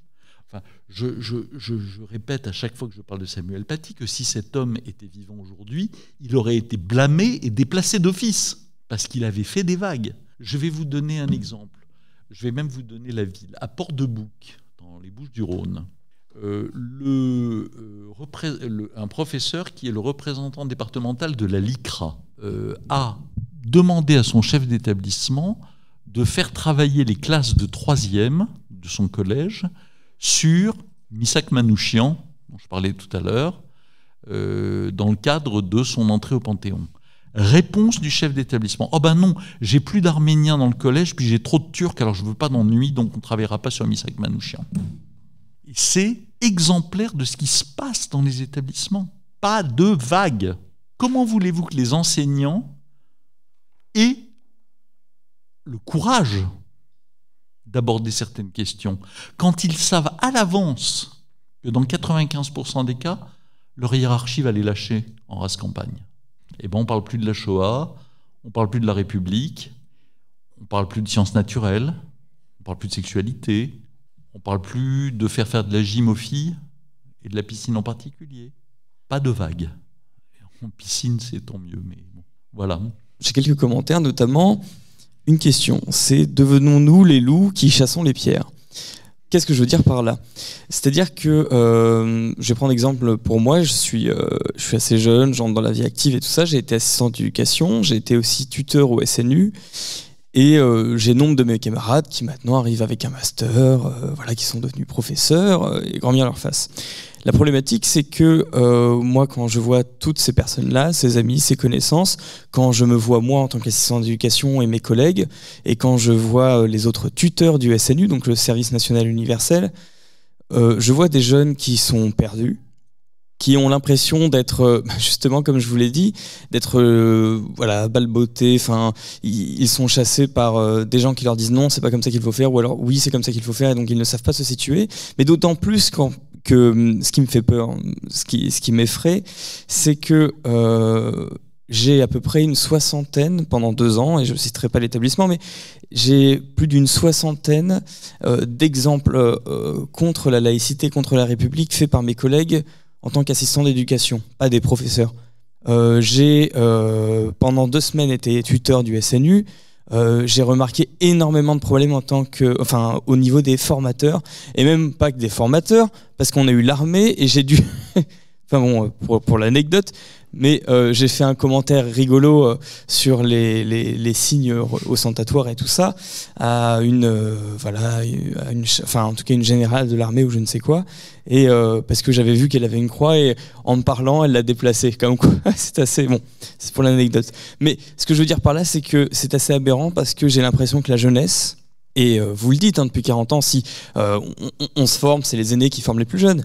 Mais là, c'est d'autant plus incertain quand j'ai l'impression, moi, de passer pour un loup. Alors du coup, bon, j'essaie de me calmer, heureusement. Mais ça, c'est un des commentaires que je remarque, c'est effectivement que on a énormément d'entrisme, je trouve, religieux, et que c'est bien beau de pointer les professeurs ou les chefs d'établissement. Pointons d'abord les premiers qui sont en contact. Alors, je dis pas qu'ils ne sont pas en contact, hein, bien sûr, mais je dis qu'un assistant d'éducation est en contact pratiquement tout le temps et toute la journée avec les élèves. On venait me parler de plein de problèmes, donc moi, je pouvais pas les garder pour moi, j'étais obligé de les rapporter. Bon, il y a toute une procédure, mais quand on a aussi des listes d'élèves qui, par exemple, mangent halal à la cantine, où on va faire du listing et des choses de ce style. Enfin, c'est plein de choses comme ces petits exemples qu'il faut, je pense, aussi pointer du doigt et un peu faire bouger les directions, le pôle dirigeance, le corps enseignant et tout cela, en leur disant attention, vous déjà c'est problématique, mais en plus de ça, il y a des gens qui ne sont pas forcément diplômés ou qui sont en train d'être diplômés, les assistants d'éducation, boulot précaire, d'étudiants qui vont devenir professeurs. Bon, en règle générale, c'était un peu l'idée. Là, c'est plus du tout le cas. Donc voilà, c'était aussi ce grand commentaire. Et donc, est-ce que nous, la question c'est, est-ce que finalement on est dans le réel ou on est dans l'idéal, à la phrase de Jaurès? Voilà. Si aujourd'hui on me disait, tu as un vœu à faire pour remettre en selle la République et la laïcité, mon vœu, ce serait de pouvoir reprendre en main la formation des maîtres. Parce que tout part de là. Tout part de là. C'est à partir de là qu'on peut reconstruire un projet d'émancipation républicaine. Et donc, non seulement on n'y est pas à travers l'universitarisation de la formation des maîtres, mais En plus, il y a des phénomènes absolument délétères. C'est-à-dire qu'aujourd'hui, par exemple, vous prenez une association comme Coexister, avec ces sous-associations diverses et variées qui portent différents noms autour du personnage de Samuel Grybowski et de toute sa bande de jeunes gens bien sous tout rapport. Ces gens, grâce à Jean-Louis Bianco et Nicolas Cadenne, ont envahi l'éducation nationale, infestent l'éducation nationale. Ce sont eux qui font les formations, ce sont eux par exemple qui font le périscolaire dans des centaines et des centaines de collèges aujourd'hui, qui portent une vision qui n'a rien à voir avec la laïcité, de coexistence des religions, qui sortent des jeux de plateau, qui sont faits pendant les heures de périscolaire, sans que les parents sachent ce qui se passe dans ces cours, et d'une certaine manière en faisant échapper la question de l'enseignement laïque du fait religieux aux enseignants pour la remplacer par un enseignement militant fait par des associations interconvictionnelles en dehors des heures de cours. Ça, c'est le quotidien des collèges et des lycées et des écoles primaires, avec une naïveté des chefs d'établissement et des enseignants qui est accablante. Parce que, comprenez, quand vous avez un machin qui a le tampon de l'Observatoire de la laïcité de la République, quand vous avez un machin qui est reconnu par tous les rectorats, c'est bien, ils viennent et ils instillent tout sauf la laïcité, et même le contraire. Alors vous parlez du SNU et de l'armée en particulier. Le cas de l'armée, c'est absolument formidable. Il y a quelques années, le bureau, je ne sais plus comment il s'appelle, le bureau de l'éthique et de quelque chose d'autre du ministère de la Défense à l'époque, maintenant ministère des Armées, m'avait consulté pour... Ils étaient en train de réviser leur livret laïcité, le livret laïcité de l'armée française. Donc le chef du bureau m'avait balancé les 80 pages de Word du livret laïcité. Quand je l'ai vu, tous mes cheveux sont tombés, mes dents aussi, et je l'ai quasiment réécrit. Parce qu'en réalité, c'est un livret qui n'est absolument pas laïque, qui s'excuse dès la première page d'être laïque et qui remplace la laïcité par une interconvictionnalité. Et donc, ces déplacements invisibles, souterrains, qui ont lieu dans toutes les institutions françaises, sont absolument catastrophiques. Vous parliez des assistants d'éducation. Enfin, Monsieur Iquioussen, dont vous avez tous probablement le nom en tête, a été enseignant. Il était fiché S. Le nombre d'assistants d'éducation qui sont des grands frères, qui sont bouffés par l'idéologie des frères musulmans et qui sont dans tous les collèges de banlieue et qui sont ceux qui justement vont faire la police à la cantine quand ce ne sont pas les femmes de service. Non, non, toi tu vas manger là avec les autres. Non, non, tu prendras pas de jambon. La naïveté et le refus d'autorité, je ne parle pas d'autoritarisme, le refus d'autorité démocratique et républicaine, c'est-à-dire d'autorité appuyée sur un corpus de pensée qui est le corpus de l'émancipation de nos dirigeants politiques, est l'une des pires catastrophes que nous connaissons actuellement, c'est sûr.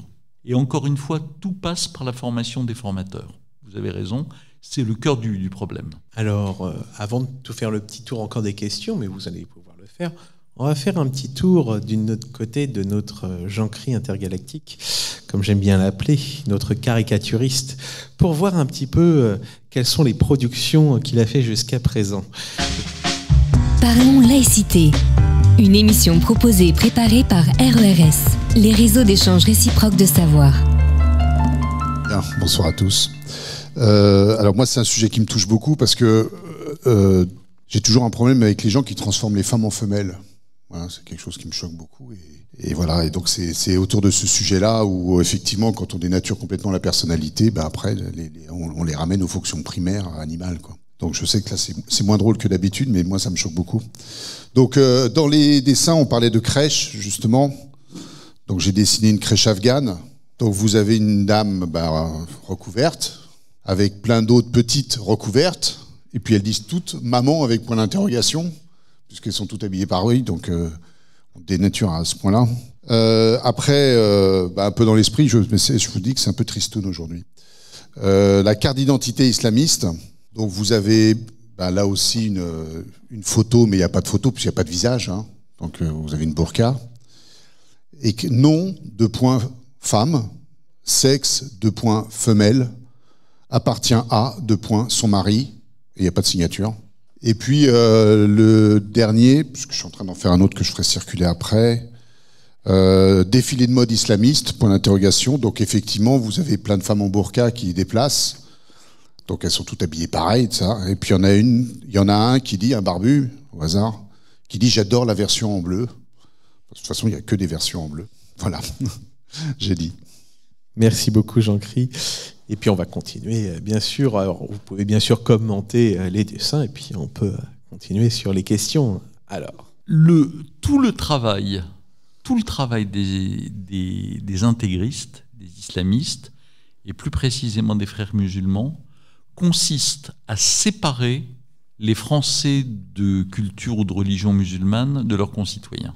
Tout notre travail consiste à faire comprendre aussi bien à nos concitoyens musulmans qu'à nos concitoyens qui ne le sont pas, que la frontière ne passe pas dans ce pays entre les musulmans et les autres, mais entre les fanatiques islamistes et le reste de la population, y compris nos concitoyens musulmans.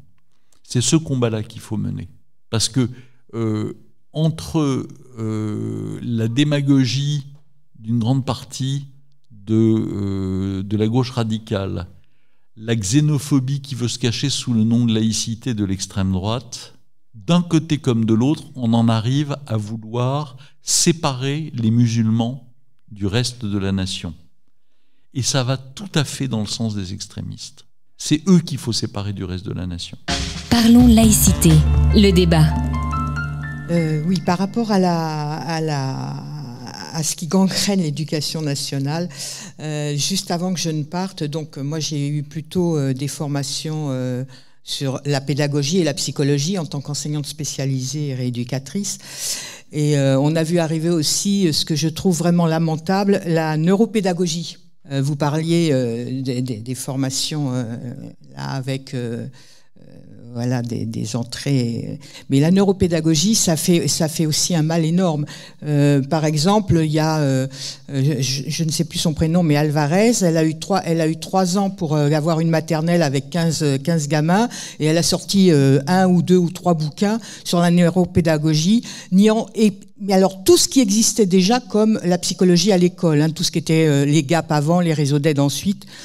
Et du coup, je veux dire, c'était là aussi un démantèlement. D'ailleurs, l'éducation nationale s'est démise complètement des enfants en difficulté et des enfants handicapés, entre autres, et des enfants voilà qu'on orientait, puisqu'elle a tout refourgué à l'extérieur, elle a externalisé, et on a perdu un savoir-faire énorme à ce moment-là pour 2005. D'ailleurs, moi j'ai été très naïve, hein. J'ai trouvé que la MDPH, la maison départementale des personnes handicapées, ça serait une merveille parce que on pourrait être utile à tout le monde. Ça a été, c'est encore c'est encore très difficile, hein, pour les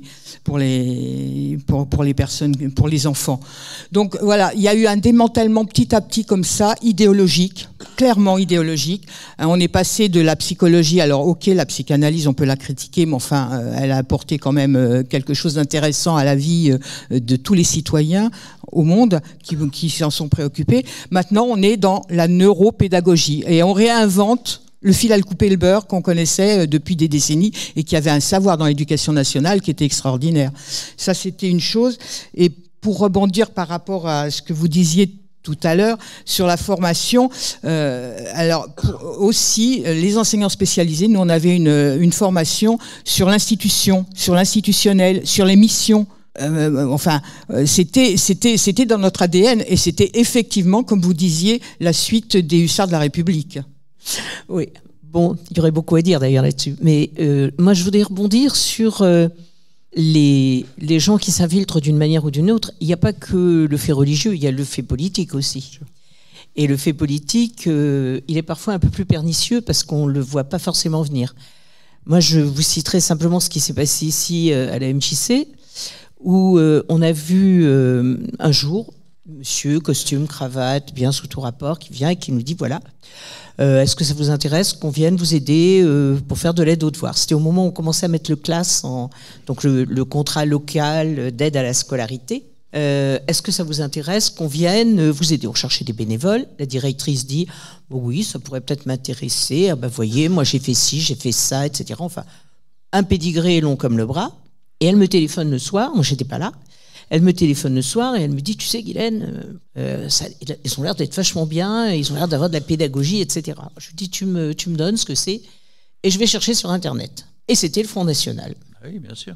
Bien sûr. Qui arrivait, voilà, comme ça. Donc je l'ai appelé, je lui ai dit, monsieur, non. Et je lui ai dit, présentez-vous pour ce que vous êtes, mais pas pour ce que vous n'êtes pas. Et donc j'ai dit non, il n'en est pas question. Nous, on est totalement laïque, donc moi je ne veux pas de votre intervention à l'intérieur de la MJC. Oui, vous avez raison. Et c'est très pernicieux, parce que vous disiez, les gens sont naïfs, mais je pense que pour pas être naïf, il faut avoir un peu de bouteille.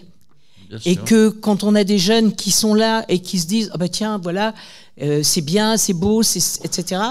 Moi, j'aurais pas été là, il aurait été embauché. Hein. Mais vous savez, moi, j'ai été contacté quand justement la fédération des parents d'élèves créée par Zemmour s'est créée.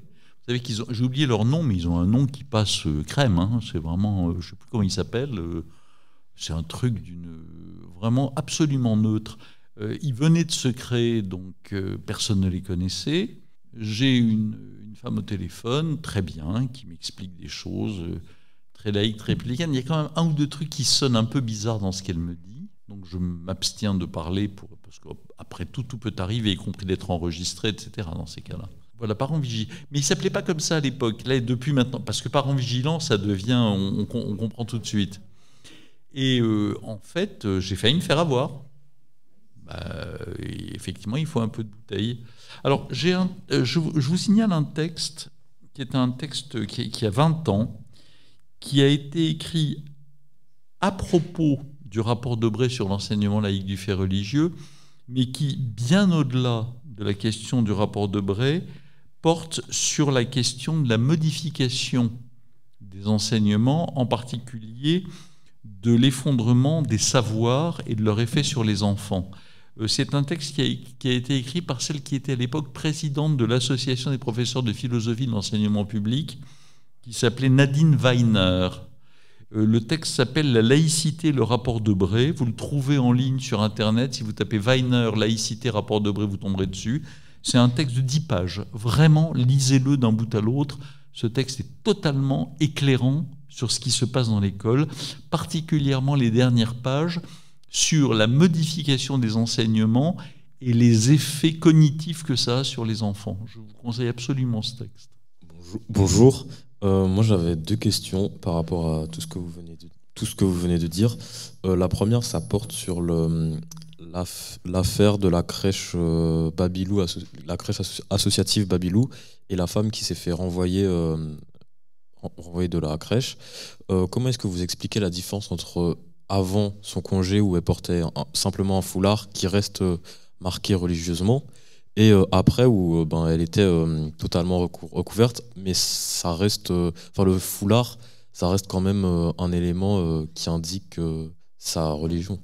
Si vous voulez, la doctrine, pardon, votre deuxième question d'abord. Elle est bien plus éloignée, c'est concernant l'opinion de l'unité laïque vis-à-vis de l'héritage chrétien, en quelque sorte, des jours fériés français, et même des célébrations qu'on retrouve dans les écoles, par exemple les repas de Noël. Est-ce que votre combat, si je peux appeler ça un combat pour la laïcité, oui, c'est un combat pour la laïcité, est-ce que ça vise aussi, ces jours fériés qui sont d'héritage chrétien? C'est une très bonne question. Alors, sur le premier point, d'une certaine manière, ça, je l'ai dit au début, c'est le grand mystère. Manifestement, elle s'est radicalisée, elle s'est, alors non pas en tant que djihadiste, mais dans une interprétation extrêmement intégriste et extrêmement stricte de la religion musulmane. Pourquoi, comment ? J'en sais rien et je ne veux pas le savoir, c'est pas mon problème. Elle fait ce qu'elle veut, mais elle n'impose pas aux autres la règle qu'elle s'est donnée et qui n'est pas la règle de la République. Que les gens soient des pastafarianes et qu'ils croient qu'il faut mettre une passoire sur la tête, ou qu'ils soient, quelle que soit leur religion, qu'ils s'imposent des règles, même qu'ils se, comme on disait dans l'ancien temps, qu'ils se disciplinent en se donnant des coups de fouet pour expier leurs péchés, c'est leur problème. Mais en aucun cas, ils n'ont à tenter d'imposer à la société des règles qui sont les leurs, qui sont des règles qui n'ont rien à voir avec la construction de la loi par les citoyens et qui ne regardent pas les autres citoyens. Après, elle fait ce qu'elle veut. Sur le deuxième point, il ne faut pas... alors, deux choses, les racines chrétiennes et les jours fériés.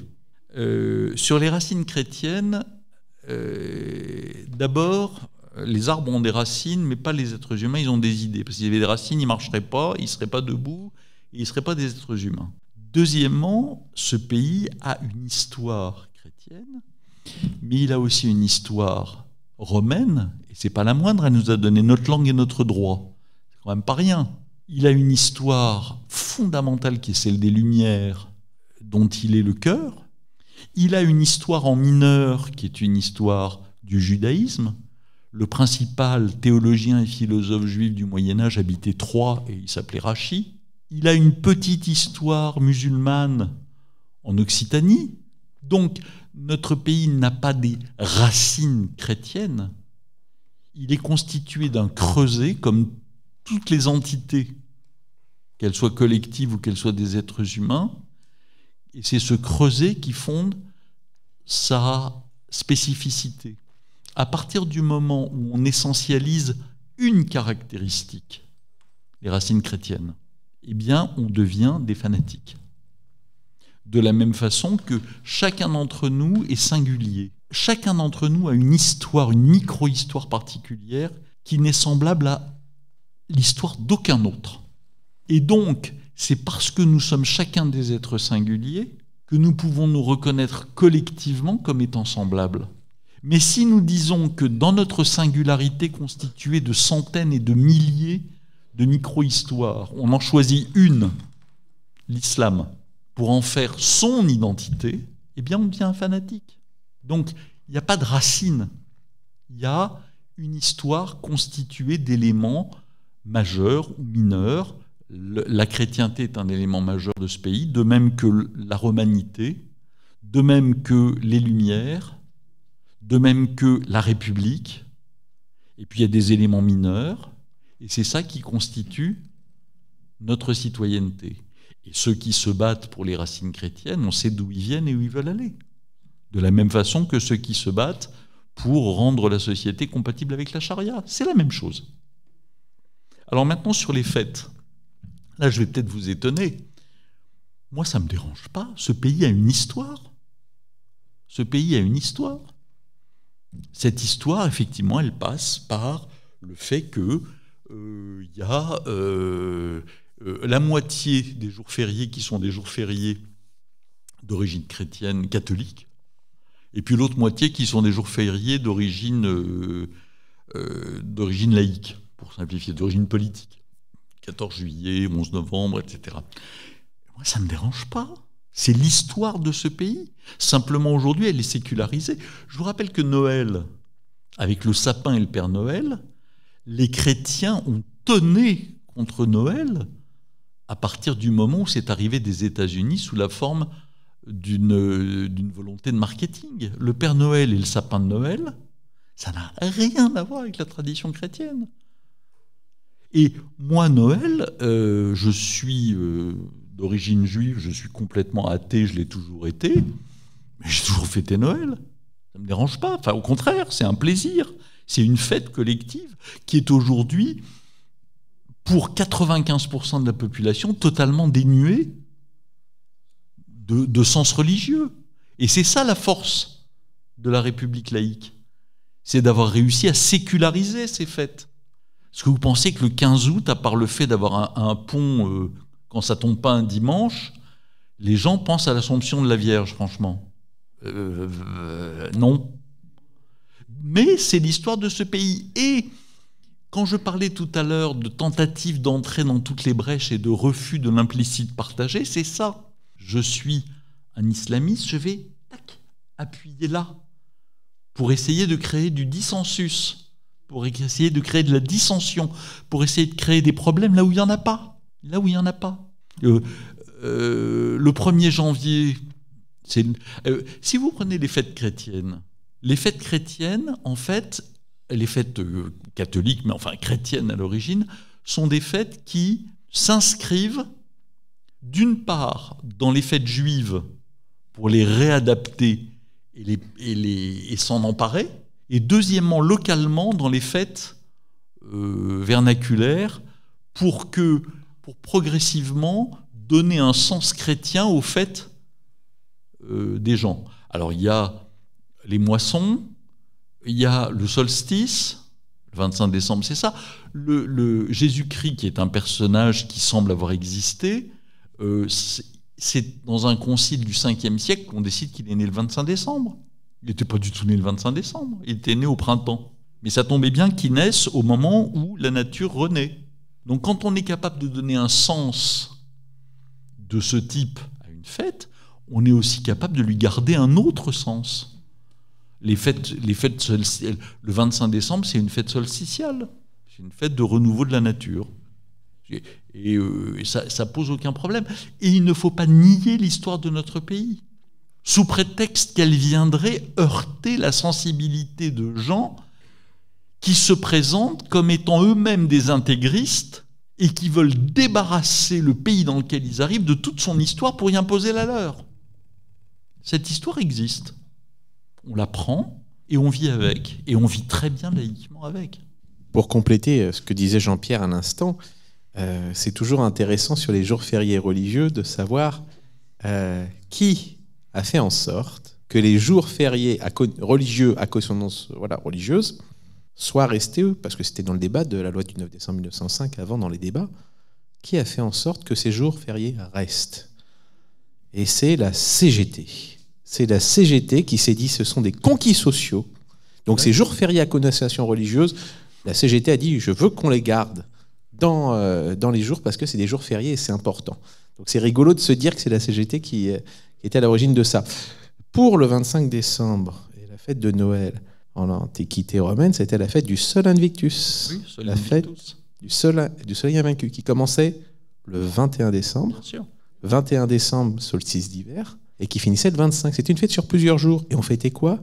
Le retour de la lumière. Alors qu'est-ce qu'on faisait pour fêter le retour de la lumière ? On prenait des bûches de sapin qu'on brûlait le soir venu pour prolonger symboliquement la lumière du jour. Le pape s'est dit, après au 5e siècle, comment on va convertir les païens au christianisme ? On va reprendre la fin de la fête du Sol Invictus, le 25 décembre, et on va mettre la naissance de Jésus-Christ à ce moment-là. Comme ça, on va convertir les païens au christianisme. Ça a plutôt bien fonctionné. Voilà. Mais c'est toujours intéressant l'histoire parce que ça nous permet de repositionner aussi les choses et de justement ne pas les essentialiser pour pouvoir aller plus loin. Je continue à distribuer la parole. Bonjour. Tout d'abord, merci beaucoup d'être avec nous. Et ma question, vous savez, Erdogan a réélu en Turquie et la culture, l'islam diffusée. Et il y a islamisation, domination, islamisation pour la société turque. Et malgré cela, dans le peuple turc, il y en a 50% environ, ils sont laïcs. Et maintenant, peut-être vous savez, maintenant ils veulent changement de la constitution. Et ma question, il faut la lutte et combattre. Et comment on va lutter ensemble? Comment on peut combattre avec vous? Et il est clair que l'histoire de la laïcité turque est différente de celle de la laïcité française. C'est-à-dire l'histoire de la laïcité turque autour de Mustafa Kemal, c'est une histoire qui est fondée en fait non pas sur la séparation et la volonté que l'État soit aveugle à la religion, mais sur la volonté de soumettre la religion musulmane à la puissance de l'État et à la limiter. Donc la relation est complètement différente. Alors, moi, je crois qu'en Turquie, aujourd'hui, la Turquie, d'une certaine manière, est le miroir terrible de ce qui pourrait nous arriver. C'est-à-dire, qu'est-ce qu'on a vu en Turquie? On a vu, depuis les années 50, se mettre en place lentement, par l'intermédiaire de celui qui était le mentor comment il s'appelle, d'Erdogan, Fethullah Gülen. On a vu donc que que les objectifs des frères musulmans en Turquie autour de Fethullah Gülen et du Miligorut étaient de prendre possession de la société. Ils ont mis 50 ans à le faire. Les écoles Gülen, les écoles gülenistes, la constitution d'une classe avancée sur le plan intellectuel et sur le plan de la modernité, de musulmans croyants affiliés aux frères musulmans, dans le monde des affaires, qui ont permis de financer le mouvement de Fethullah Gülen et ses milliers d'écoles, puis le noyautage progressif des piliers de la République laïque turque, la justice, l'armée, l'université, l'enseignement primaire et secondaire, les 4 piliers de la République turque, 50 ans. Ils ont l'éternité devant eux. Et lorsque Erdogan a tenté de faire assassiner Fethullah Gülen, qui s'est enfui aux États-Unis, c'était pas parce qu'ils étaient en désaccord sur le fond, c'est parce que Gülen continuait à porter la logique des frères musulmans qui consiste à dire le fruit va tomber tout seul dans 10 ans ou dans 15 ans, et que Erdogan, il voulait le pouvoir et qu'il était un peu plus pressé, et qu'il considérait que le fruit était suffisamment mûr et qu'on pouvait y aller. Il a eu raison, d'une certaine manière, mais pas complètement, parce que les choses ne sont pas réglées. Mais donc, ce qui s'est passé en Turquie, c'est d'une certaine manière le cauchemar que nous ne voudrions pas vivre.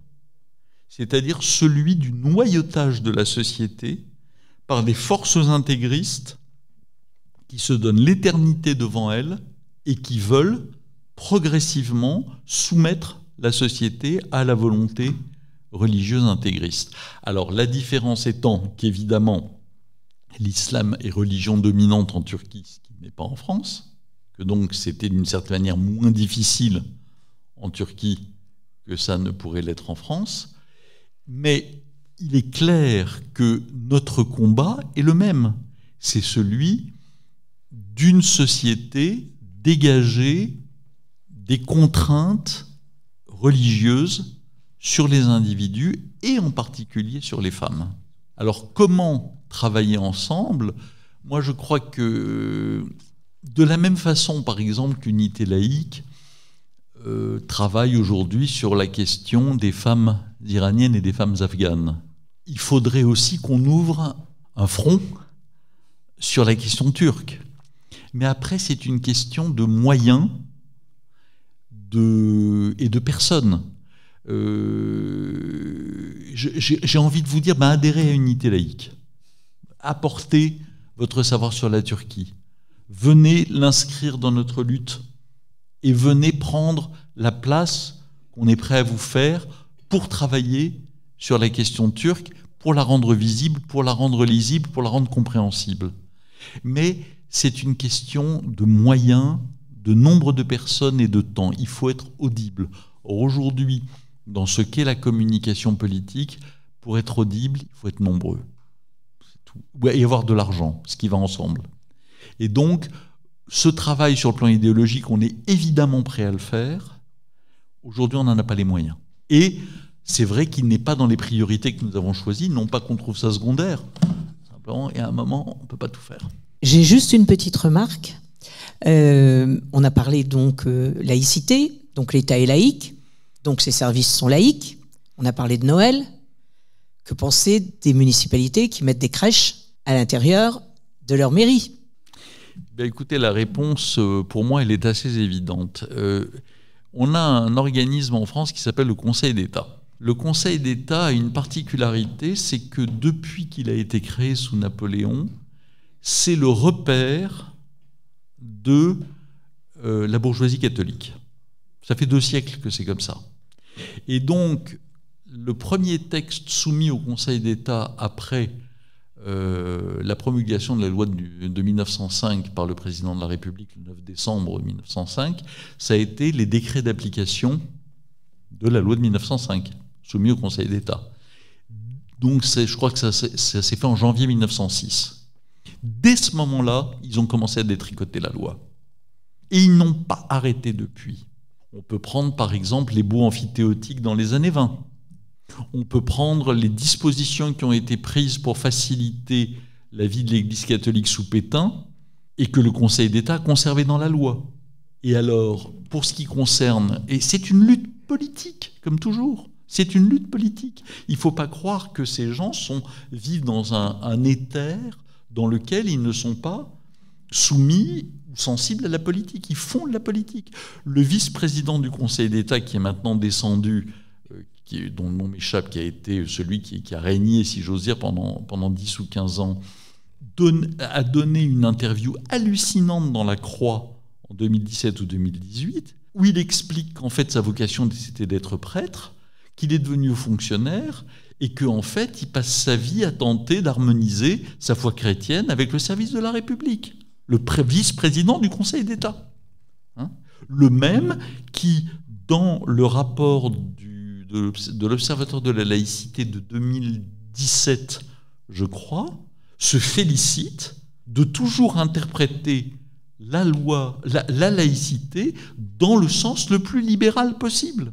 Thuot est président de la section de l'intérieur. Alors Thuot, c'est celui qui a fait le rapport précédent celui de Debré dans les années 90 sur l'enseignement laïque du fait religieux et qui a fait un rapport dans les années 2000 qui était une remise en cause radicale de la laïcité, qu'il a remis à Fillon, et ce rapport était tellement explosif qu'ils l'ont enterré immédiatement.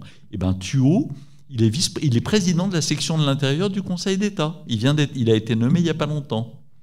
Et comme par hasard, c'est juste après Thuot qu'il y a eu une décision qui a été prise, qui a été ensuite retournée par la session plénière du Conseil d'État, mais une décision qui a été prise par la Chambre de l'Intérieur, qui était une décision totalement anti-laïque. Et donc sur les crèches, alors c'est ce qu'on appelle en droit une décision contra legem. C'est-à-dire que quand vous lisez la loi de 1905, elle est d'une clarté absolue sur la question des crèches. Je crois que c'était avant la loi de 2021 qui a modifié les articles de la loi 1905, je crois que c'était l'article 26, autant que je me souvienne, aucun signe religieux apposé sur les bâtiments publics, à l'exception des œuvres religieuses qu'on trouve dans les musées ou dans les bibliothèques. Interprétation du Conseil d'État. Alors si vous mettez 2 crèches, c'est une exposition de crèches. Donc ça s'appelle prendre une décision contre la loi. Et donc ils ont mis un bazar total, qui est celui qu'on voit aujourd'hui, avec les discussions, etc. Et alors le vice-président du Conseil d'État, dont j'ai oublié le nom, a dit à des juristes, à des grands professeurs, dont un que j'ai eu le plaisir de rencontrer quelques mois après, « Ah ben oui, mais vous comprenez, on vient de prendre, je ne sais plus quelle était la décision, on vient de prendre une décision favorable aux musulmans, il fallait bien donner quelque chose aux catholiques. » Voilà comment le Conseil d'État fait la loi en matière de laïcité en France. Retrouvez l'ensemble de nos podcasts Parlons laïcité sur notre site www.rers-evry.fr. On va maintenant voir notre Jean-Cric qui a fait son dernier dessin et qui va nous le présenter. Oui, alors effectivement, on parle du droit des femmes, enfin du moins ce qu'il en reste dans certains pays. Et donc effectivement, le dessin, c'est religion, revendication du droit à la différence. Puis vous avez une Marianne avec, vous savez, la petite, la cocarde là, transformée en cible. Et puis avec un œil au beurre noir, et puis elle répond, attention, c'est la différence des droits. Effectivement, le droit à la différence, c'est la différence des droits. Et puis j'ai rappelé en bas juste que les hommes naissent et demeurent libres et égaux en droit. Eh bien, merci Jean-Cri. Ça sera le dernier dessin et ça sera le mot de la fin pour cette émission. Merci. Merci à tous. Parlons laïcité. Une émission proposée et préparée par RERS, les réseaux d'échange réciproque de savoir. Merci à tous pour votre participation à cette émission. Merci à notre invité Jean-Pierre Sakoun. N'hésitez pas à retrouver donc son association Unité Laïque sur Internet et pour avoir plein d'informations complémentaires. Merci à Alain, notre intervieweur. Merci à nos réalisateurs. Merci à Jean-Cri, notre dessinateur. Merci à la MJC Simone Signoret qui nous accueille encore aujourd'hui, qui continuera à nous accueillir, mais pas la prochaine fois. Car la prochaine fois, on retourne dans notre local aux Pyramides, au réseau d'échange réciproque de savoir, pour le mois de novembre. On va parler de quoi ? On va parler laïcité et antisémitisme. On va avoir Jean-Marie Matisson qui va venir. Et Jean-Marie Matisson, c'est le premier plaignant de l'affaire Maurice Papon. Et on va parler de ça. Donc il vient en personne aussi, on a vraiment de la chance. Et je crois qu'il va proposer aussi son livre en vente. Donc venez avec quelques petits sous si vous voulez l'acheter également. Et en tout cas, on vous donne rendez-vous au mois prochain, premier jeudi du mois de novembre, de 17h à 19h. Me permet d'ajouter que Jean-Marie Matisson est membre du conseil d'administration d'Unité Laïque et qu'il est le délégué sud-ouest d'Unité Laïque. Cette émission est à présent terminée. Retrouvez l'ensemble de nos podcasts Parlons laïcité sur notre site www.rers-evry.fr. Et pour rester informé de notre actualité et communiquer avec nous, rendez-vous sur notre page Facebook.